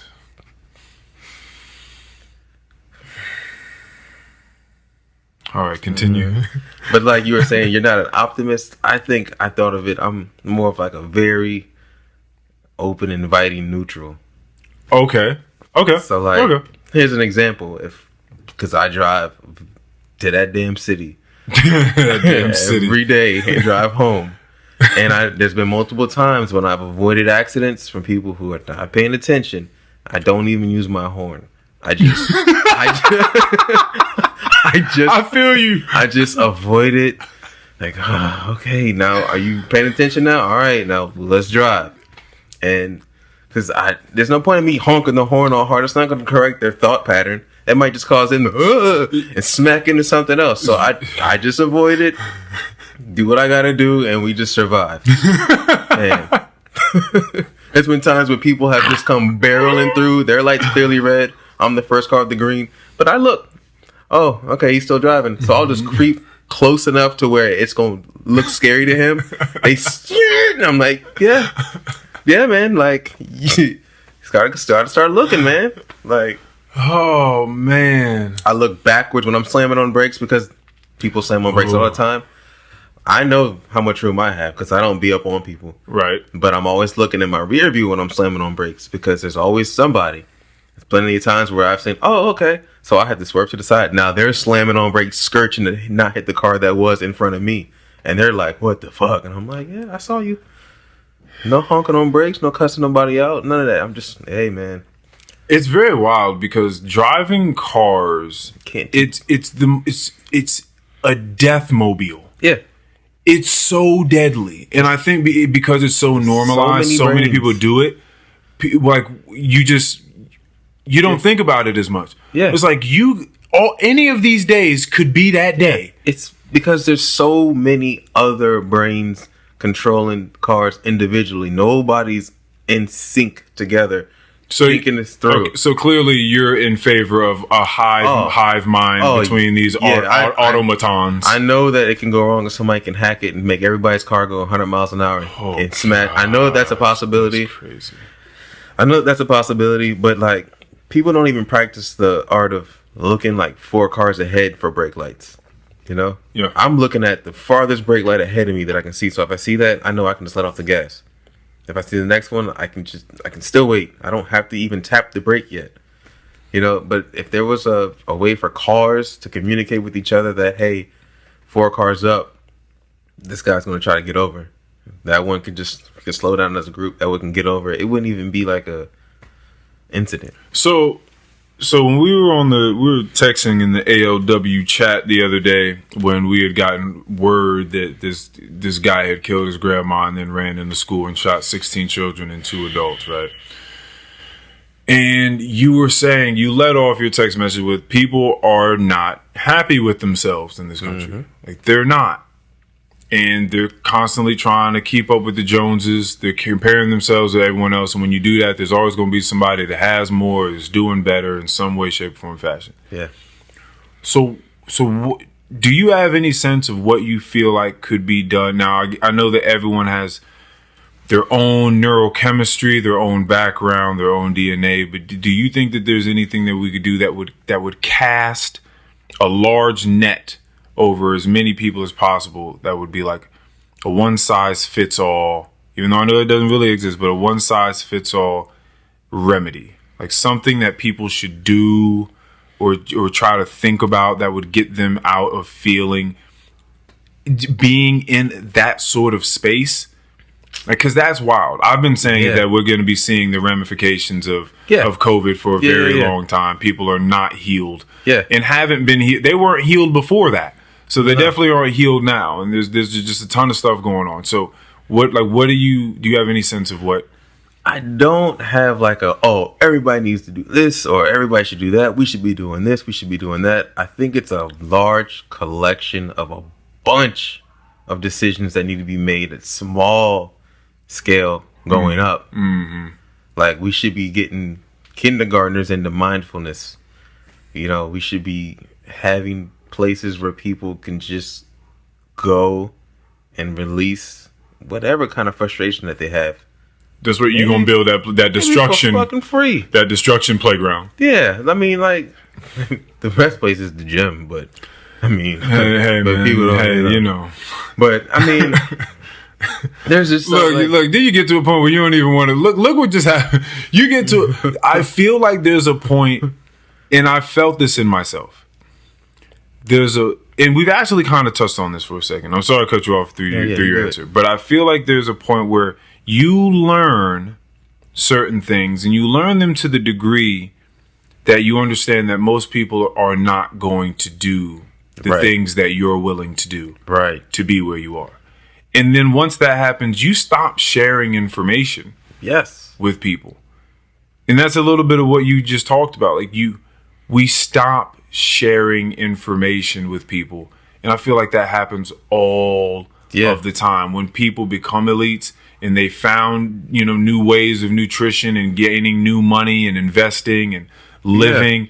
Like they know it. It's a bunch of, Kanye used to talk about this in fashion houses. There's a ton of information and a bunch of people have it, but they don't want to share it. It could be because they're selfish and they don't want other people to have it. It could simply be because they could tell you they could all come out. All the Illuminati. It could be all the NBA and all the stars, Beyonce, Jay-Z, everybody come floating out together in their black capes. And they're just like, and they're like, do this thing. Okay? Do these. It's their own 10 commandments. All right. Do these 10 things daily and your life will become better. And then they just go back into the smoke. Yeah. And there's a bunch of people that are not going to do those things. Yeah. That's why. So I feel like that's a huge thing. That's what I've said. I just don't think that there's like this one switch we can just flip to fix everything. I think it just starts with very small decisions on like small scale all the way up. Like I think it's both mental health and guns. Both can be true. We don't see us we're not allowed to just buy nukes. Yeah. That would be crazy if people could just buy nuclear weapons. And also people in other, just more pragmatic people in other countries are clearly not firing each other up. That's what I'm saying. Like you can look around at other places and see where it's not happening and it's not a problem. What do they do across the board when it comes to things like healthcare, childcare, parental leave, sick days? Like the people are happier. People here aren't happy, and the system's set up to, you're just supposed to consume a lot of shit, go to these places, stunt. If you're not in shape and stunting, nigga, what you doing? You need to want to be me. Yeah, right? Yeah. That's crazy. That's just a weird concept. We were talking about, narcissists before, people that just living in their own world and everyone just sort of being an avatar around it. It's really weird coming into contact with people that they can't wait to make someone else feel lesser than. Mm-hmm. It's really weird feeling like we have to climb this ladder and be better than the next person. And I know that if that's how you function, I know that like truly you're still looking up to where the people who you believe are above you, and you're just trying real hard to get to that level now, and you want to keep climbing when, bro, you're fine. like you're fine. What's that? What was that thing you sent us about how they did the study about people making money and the happiness? Oh, gross national happiness in Bhutan. That one, but also it was like after you make like, what was it like? Oh, yeah, it's like after $70,000 because at 70,000, like, you can live just fine if you also know how to manage your money and you're not just spending it frivolously on a bunch of bullshit. If you know exactly how much you really need to be eating and you don't just have pantries and freezers and your refrigerators full, just stocked full of a bunch of shit you're not gonna ever get to. You can pull a bunch of stuff out that was expired 6 months ago. Like, you just have a ton of stuff that you don't use. If you're not using your money that way, 70,000 is more than enough to be good and then some. You don't have the bill collectors coming after you anymore. You're good. After that, they say that's when hedonic adaptation takes over. Right. And it's just, okay, well, I just need 80,000 and then I'm going to be really good. Then I'll be comfortable. But then you make that, you start living that lifestyle and you buy more stuff. And then you're like, okay, I should probably get 100. Like 100 clean. I'm straight. Once I get 100, and then you keep hedonistically adapting to the next thing and the next thing, and it's never enough for you because you're a glutton. Right. It's never enough. Like when I went up to upstate New York and met all those people who just live normal, chill, and were happy as fucking hell, versus like a big city where you gotta pay a good meal to get a crib, and you know damn well them niggas is stressed the hell out. $1 million in New York City versus like $1 million somewhere out the way. Yeah, I've really thought about leaving this country. Bro, I believe it. I've really thought about just like what it would look like, where it would be, like how that would work out logistically. The world is a very, very big place. You know, and that's not to say I don't love America or I don't enjoy and reap all the benefits that America has to give. But I've just thought about it because there are a lot of other cool places for their awesome, cool reasons. And when you have just a different set of values, you just see people living differently. There are plenty of places that are much poorer financially and much wealthier in all different sorts of aspects. They measure their happiness, and they're all way happier than what's going on over here. Way. So that should the light bulb should be going off of, damn, like, everything, the way it's all set up, it's not set up for happiness. Right. Like, that's weird. It's not. It's set up for convenience. It's set up for convenience. It's set up for convenience. Like, we keep finding new ways of being more convenient and having things readily at our fingertips whenever we want it. But that's not making us happier. Yeah. It's just making us more sedentary and soft. Yeah. And detached from one another. All these things, sedentary, as opposed to moving, mobile, generating adrenaline and serotonin by moving your body, right? So that doesn't make you happier. Mm-hmm. Being mobile does. What was the next thing I said? I said sedentary. What was the next thing I said?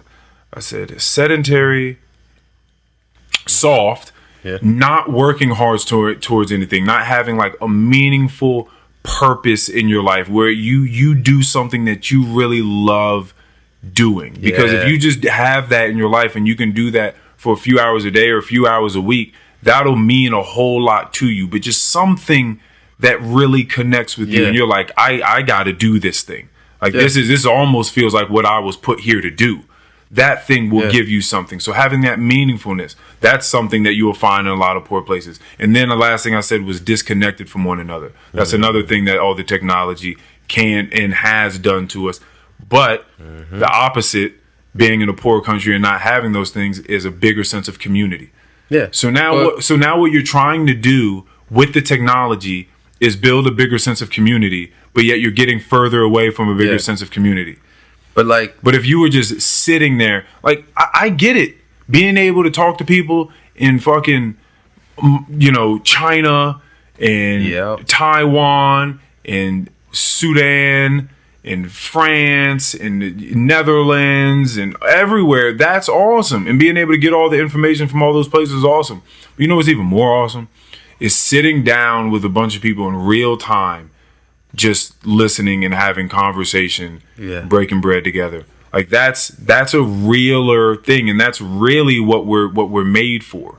Yeah. Like that feels way realer and way more fulfilling than that other shit. It's just not. Mm-hmm. It just doesn't have the technology just doesn't have the same amount of calories in it as this other thing does. It doesn't have the same amount of nutrients as sitting down with a human being. Well, that's because that's what it was kind of built on, to show you that, oh, those countries don't even have this. You're not going to be comfortable.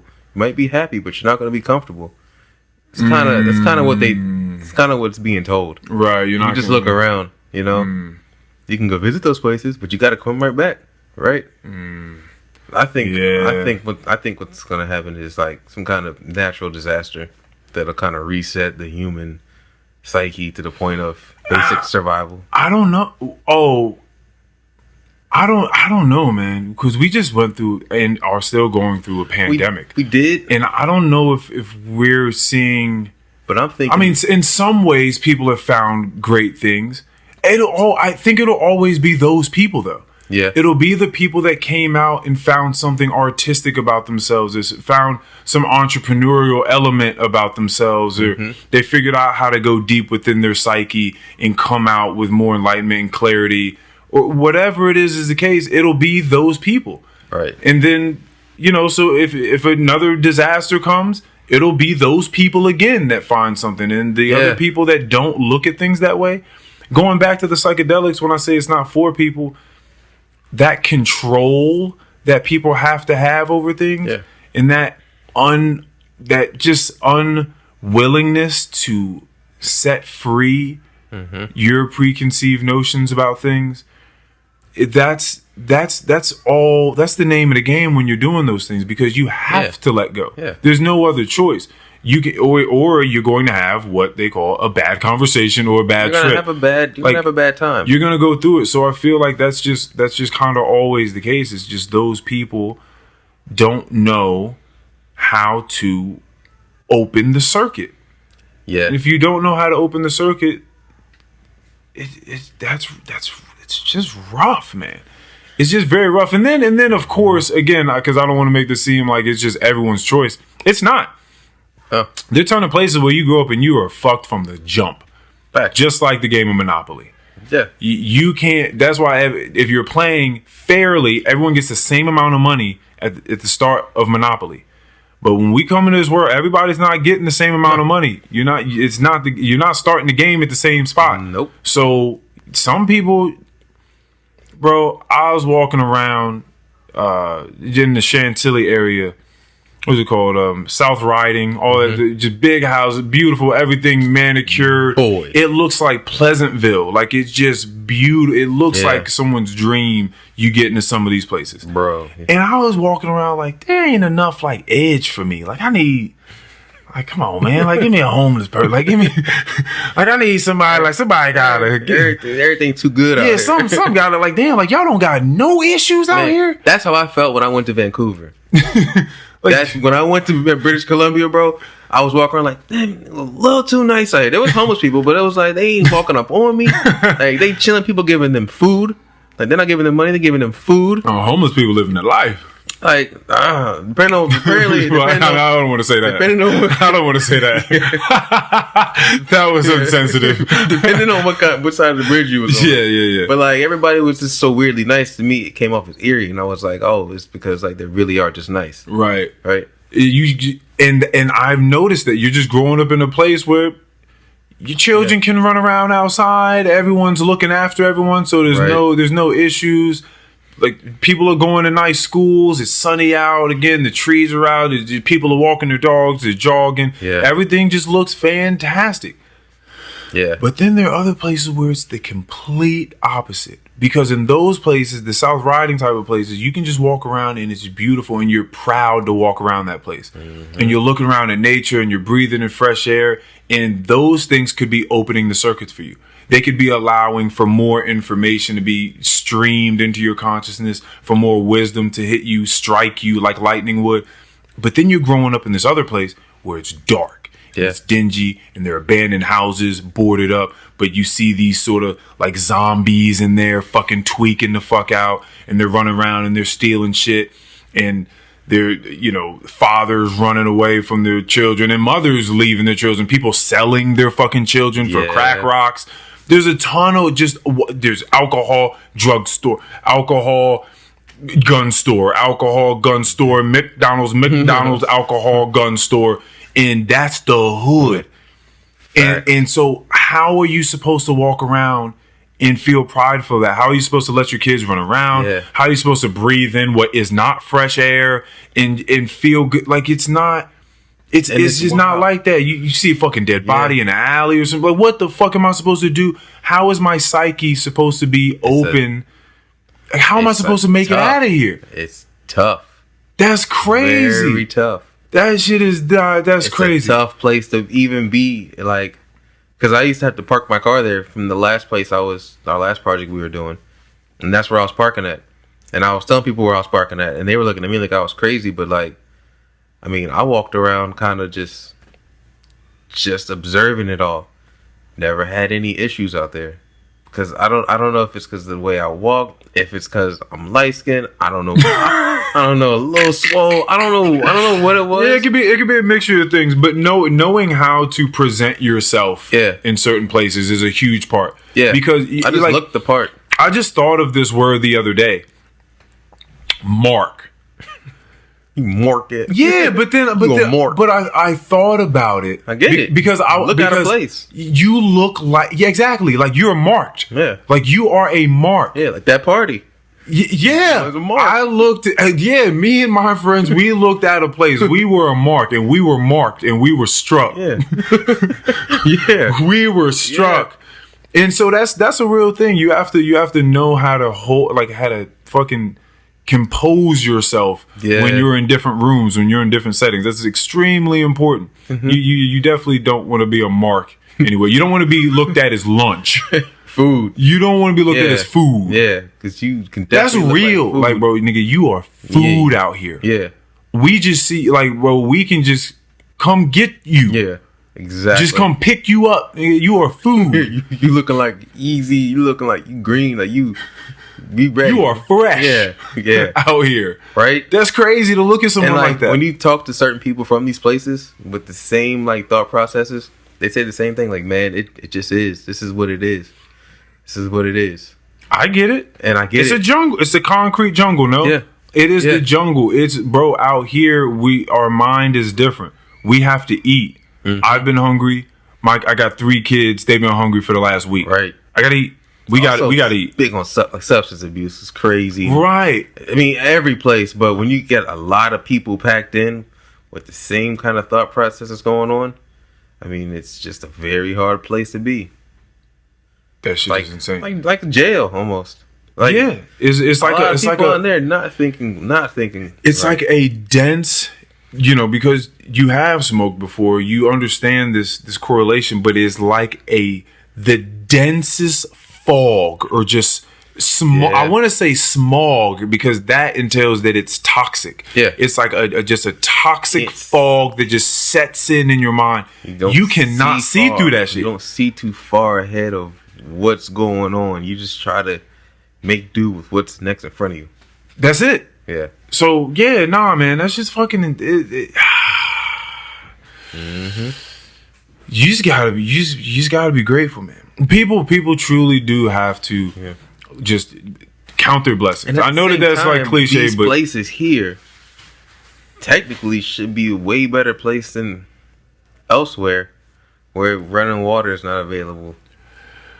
Something as simple as having fresh water. I technically, as a human, I guess, but it's a whole different mindset. Because if you go elsewhere, you're talking about like another country that may not be developed enough to have gun store, liquor store, liquor store, crack. Gotta walk like 2 miles for water. Yeah, you would think. It's just I just gotta walk to this well. Yeah, but I still have a sense of community. Like the community still comes together, and we still together. Yeah. Like there's places like that where war time's breaking out, and this shit's crazy. There's just so many different levels around the planet. I just know that the level that I'm currently in, I just observe it. Yeah, that's really all we can do. Like I know that place is there, but like I'm not there observing it right now. I wouldn't even know like the options that where I would kick in. Like what would be presented to you? Yeah, I might flip a switch and go straight primal. Just for survival. Just to get up out of there. Like, imagine they drop you off in one of them countries where it's going down. Like, you think you're going to be walking around thinking about some mindfulness? Or you might just be like... Well, this is something that's fascinating. Because mindfulness just denotes that you're going to be able to nestle yourself in the present moment and work with whatever circumstances you're set inside, right? Yep. So I would hope so. Yeah. I would hope that the work that I've done would set me up for that, so that I don't just completely flip shit and lose everything that I've worked for. So that like whatever has to be done, whatever it is, even if it is in some way primal, or it's going to somehow be, you know, a debased or a base version of what I think my ethics are now, it still ought to happen with some mindfulness. Yeah. Right? Because that's all I don't want to do, is just lose myself in the wind and just be doing shit and have no idea why the fuck I'm doing it. Yeah, so I think that, and what's crazy is, you know, we talk about mindfulness, but then I thought, and I think I have a rebuttal for it already, but criminals that practice mindfulness. They are good. like if you are a fucking dastardly heathen, just a scoundrel, but you practice mindfulness, are you not just gonna be better at doing nasty, wild, diabolical, crazy shit? Or does it open you up to a different way of thinking that allows compassion and goodness in, and it erodes what was there before? So you started off thinking, I'm going to meditate to become the best criminal this world's ever seen.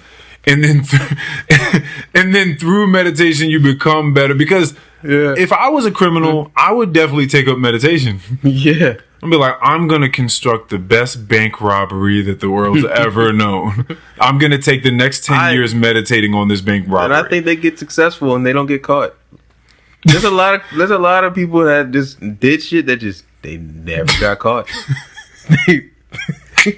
Like, people have stole a lot of money from places and got up out of there. That's amazing. Right? That's amazing. People who hit these governments with the little like crypto warnings and hacking the database got paid and got up out of there.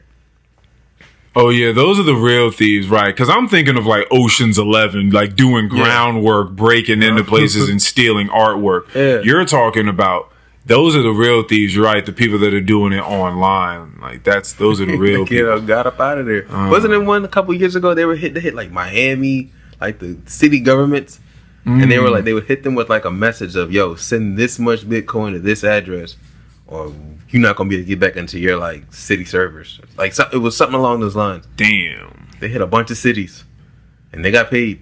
Damn. Actually, if you're really, really good at this stuff, all you really got to do, I wonder how many people just get blackmailed. That's probably a lot. Like, I see that you watch fucking kiddie porn. Like I hacked into your IP and I screen recorded this and I can link this to you. Oh, that was a Black Mirror. I was gonna say, wasn't that a Black Mirror? Yeah. That was a Black Mirror. But see, but that's real though. Yeah. Like if you can think it and you can create it for a TV show on Netflix, that's real. It's like someone can do that. It probably happened to somebody. Oh man, damn. You're definitely getting. Yeah, people are definitely getting blackmailed. This technology. There's going to be a point where people are going to have to go transparent in life.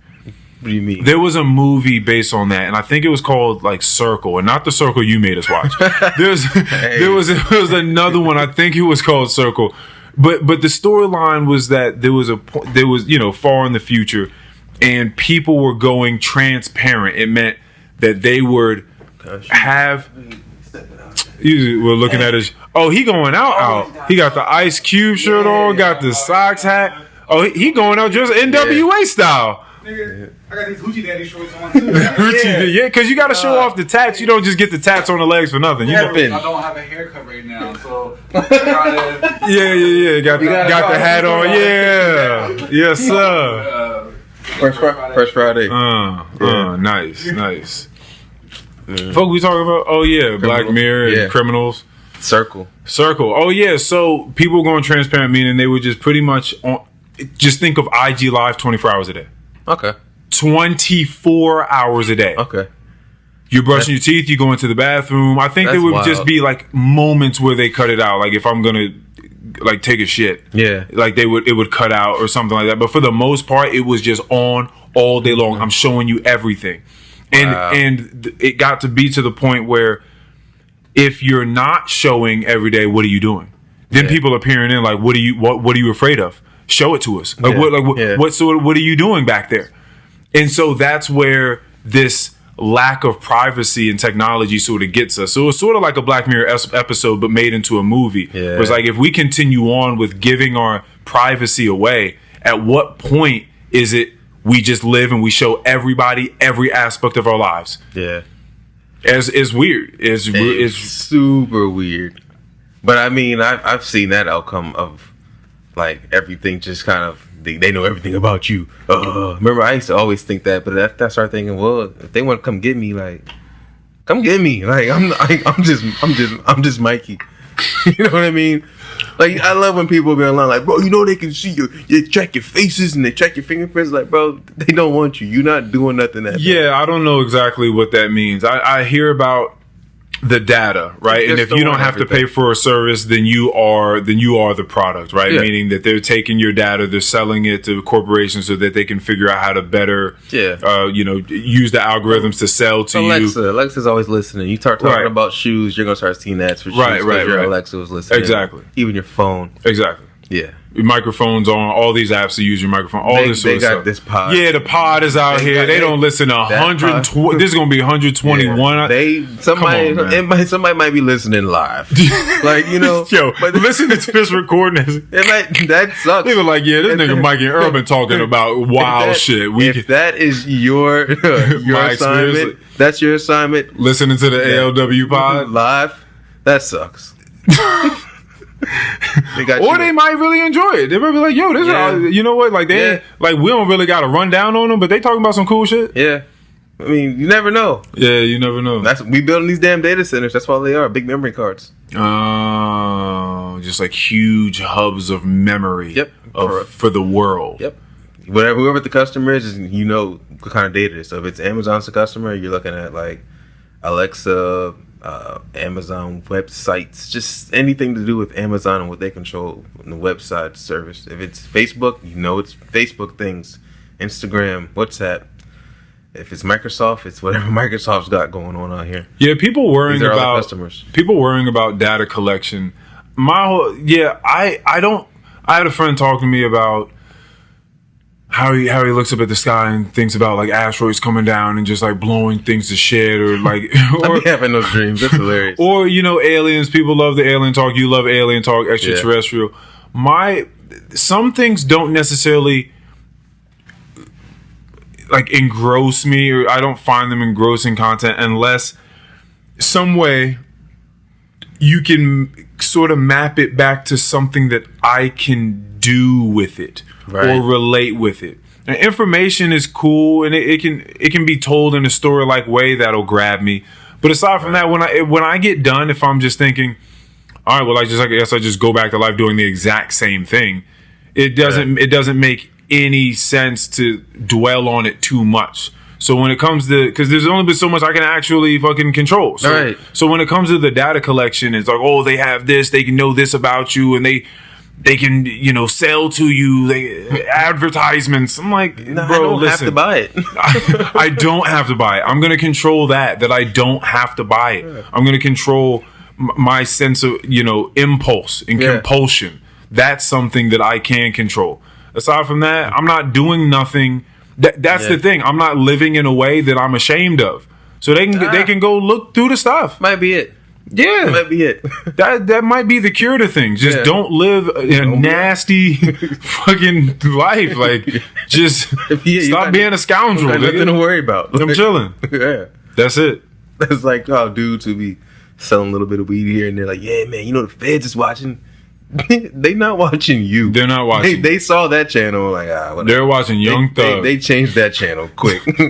They not watching you. They watching somebody else. Oh man, small potato. Where we at? Where's it at? 8 o'clock. I'm about to wind down. Get me to bed. Is this about 3? I think so. Ooh, are you damn? Damn. We have a 3. That's insane. I thought it was like a 2. I thought so too. I thought I was gonna look up and see around 2 hours or so. Jeez Louise. Damn, are you watching Stranger Things? I'm not. I just told me about it too. She was like, "Are you watching?" She came over here with a Stranger Things shirt on. Bro, here's the thing. They're good. The TV show? they're good at making things. Because my biggest thing for whenever I watch something is it predictable? I think that's my main thing now. Is like, can I predict? I used to love the ideas of things, and you got dialogue, you got actors, actresses. My main thing is like predictability.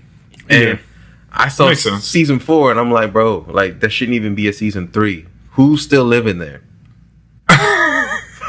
Just because it's just this town that goes through this, right? Saying, if I'm in season 1, they wouldn't have seen Mikey character in season 2. They'd have seen it for sale sign. That nigga is gone. And after season 2, everybody should be about it. Right. So I watched season 3, and I was like, all right, that should be it.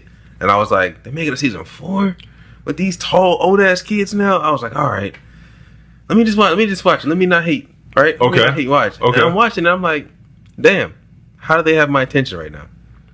How the hell do they have my? And I'm like, getting mad that I'm like, these motherfuckers are good. They really have my attention right now. Because like I was saying before with the anthropologist from Midsommar, it made sense for them to stick around. Right. I like, because this is a horror series in a sense, horror suspense, sci-fi, and I just need for it to make sense why people would stick around. So if it makes sense why people are sticking around, then sure. I think I only watched 2 seasons. Yeah. So I'm not caught up at all. You could probably just watch the recap. Probably. Yeah, because the way this season goes, there's not much explaining that you really have to give anybody for this season. And that's what I was like, damn. Like, all right. Somebody's a good storyteller at least. Yeah. Well, storytelling, it makes sense that would be your thing. I know RJ feels strongly about that too. He fucking hates when he can predict something coming. Man, yeah. And I totally get that, because who wants to, if someone's telling you a story and they just started in the way that they've set it up, maybe who they are, and just by the way it's set up that they're about to talk for the next 10 minutes, but you also know exactly where the story's going. Right. Even because they're just a bad storyteller. Down to the script. Somebody will say something, you'll be like, oh, because the boys are there. I can verbatim say, tell them the punchline. I can say the line as it's coming on the screen the first time I'm watching it. I get to cook in shows like that. Oh, that's terrible. I'm like, oh, this show's trash. Like so that doesn't make sense. You don't want to be a part of that, right? And so I see that in real time with people telling stories, right? And so I have to find a way to try to stay engaged when people are telling stories or trying to relay information. Man. I have to try to just stay there and breathe and try to figure out if there are other things that I want to try to pick apart or dissect or ask them about, because it's not, for the most part, this is where things get kind of weird when it comes to storytelling. When it comes, I was explaining this the other day to someone. People don't have to paint pictures or play music or do any other arts. So I'm never subjected to you being like, yo, look at this painting. And if you did, you would be okay with it, with the critique being, oh, it's all right. There's some other things you can do with it, because you're not a painter.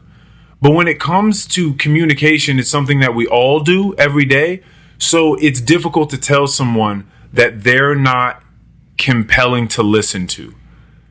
Right. That's rough, because it seems like it's supposed to maybe be my fault, because that's a rude thing to tell someone that they're not compelling to listen to.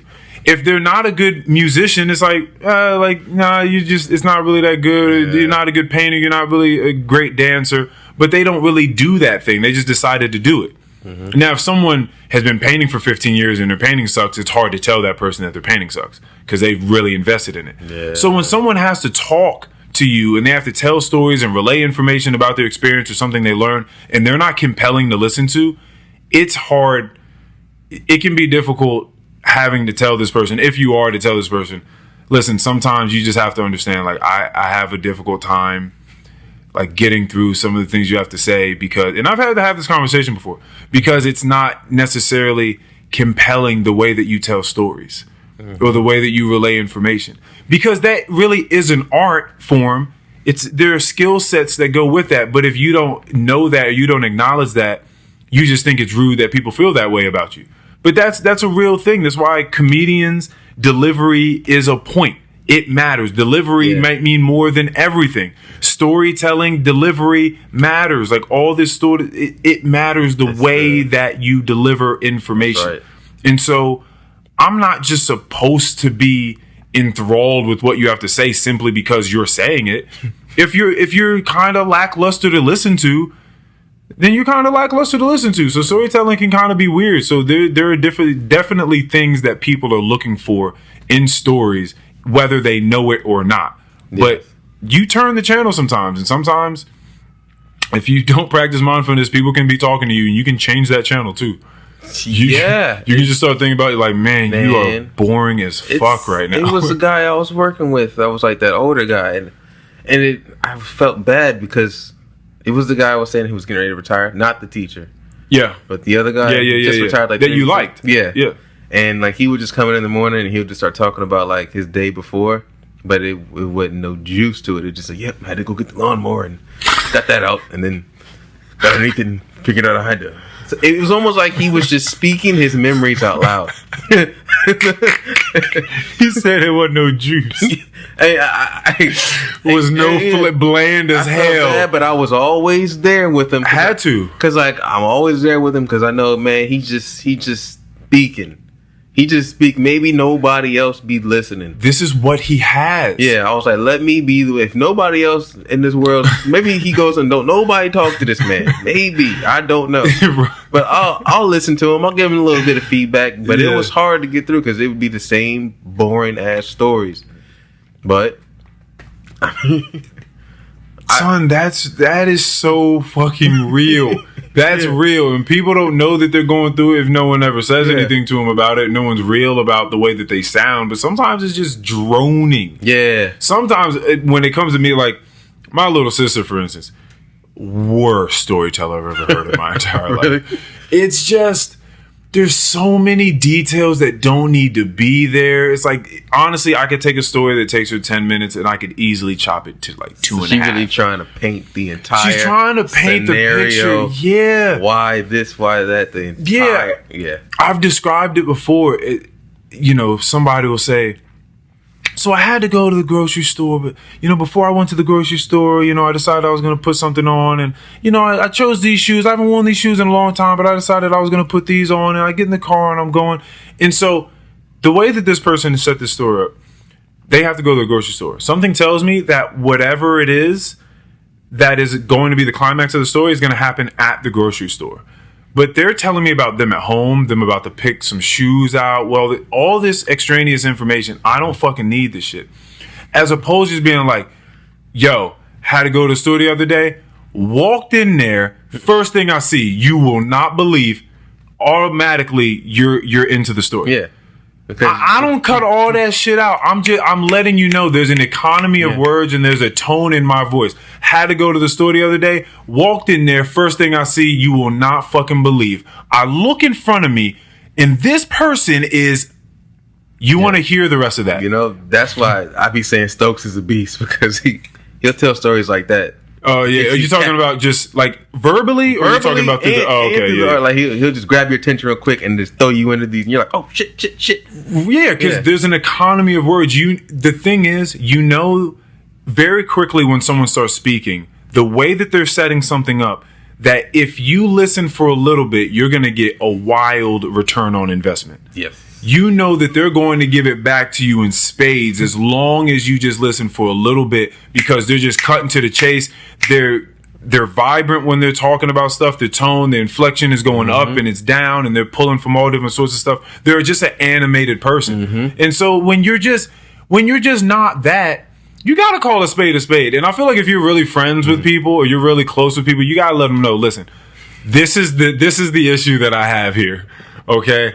It's not that I don't like you. It's not that I don't think that your perspective is stupid or it's worthless or any of that sort of stuff.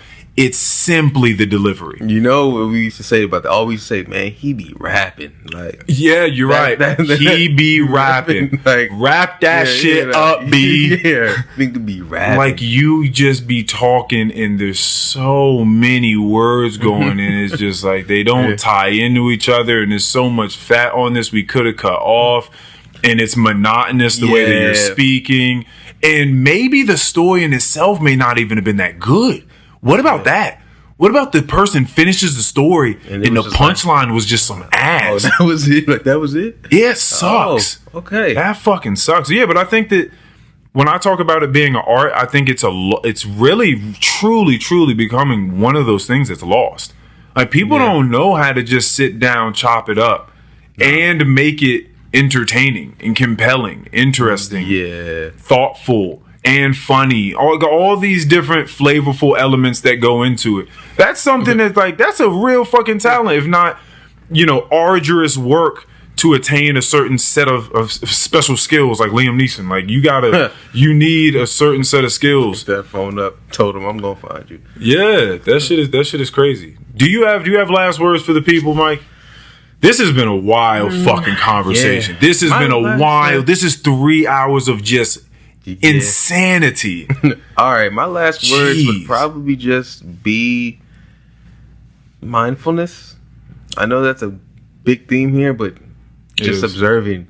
A lot of times when things get very stressful, take a step back and just observe. Even observe what's making you uncomfortable. Lean into it. Feel that for a second, but just observe. Yeah, sometimes I come on here and I really want to have last words, and I can always generate some. And then other times, and this correlates with what we were talking about before, I feel like I'm just going to relinquish that responsibility as in regards to it being something driven and motivational, and just say what I feel like matters the most, which is thank you all for listening. Thank you for coming. Mm-hmm. I love all of you guys, and do your best. Enjoy your day. Do your fuck, man. For real. Do your best. Do your fucking best, man. Do your fucking best. Depending on what you're doing.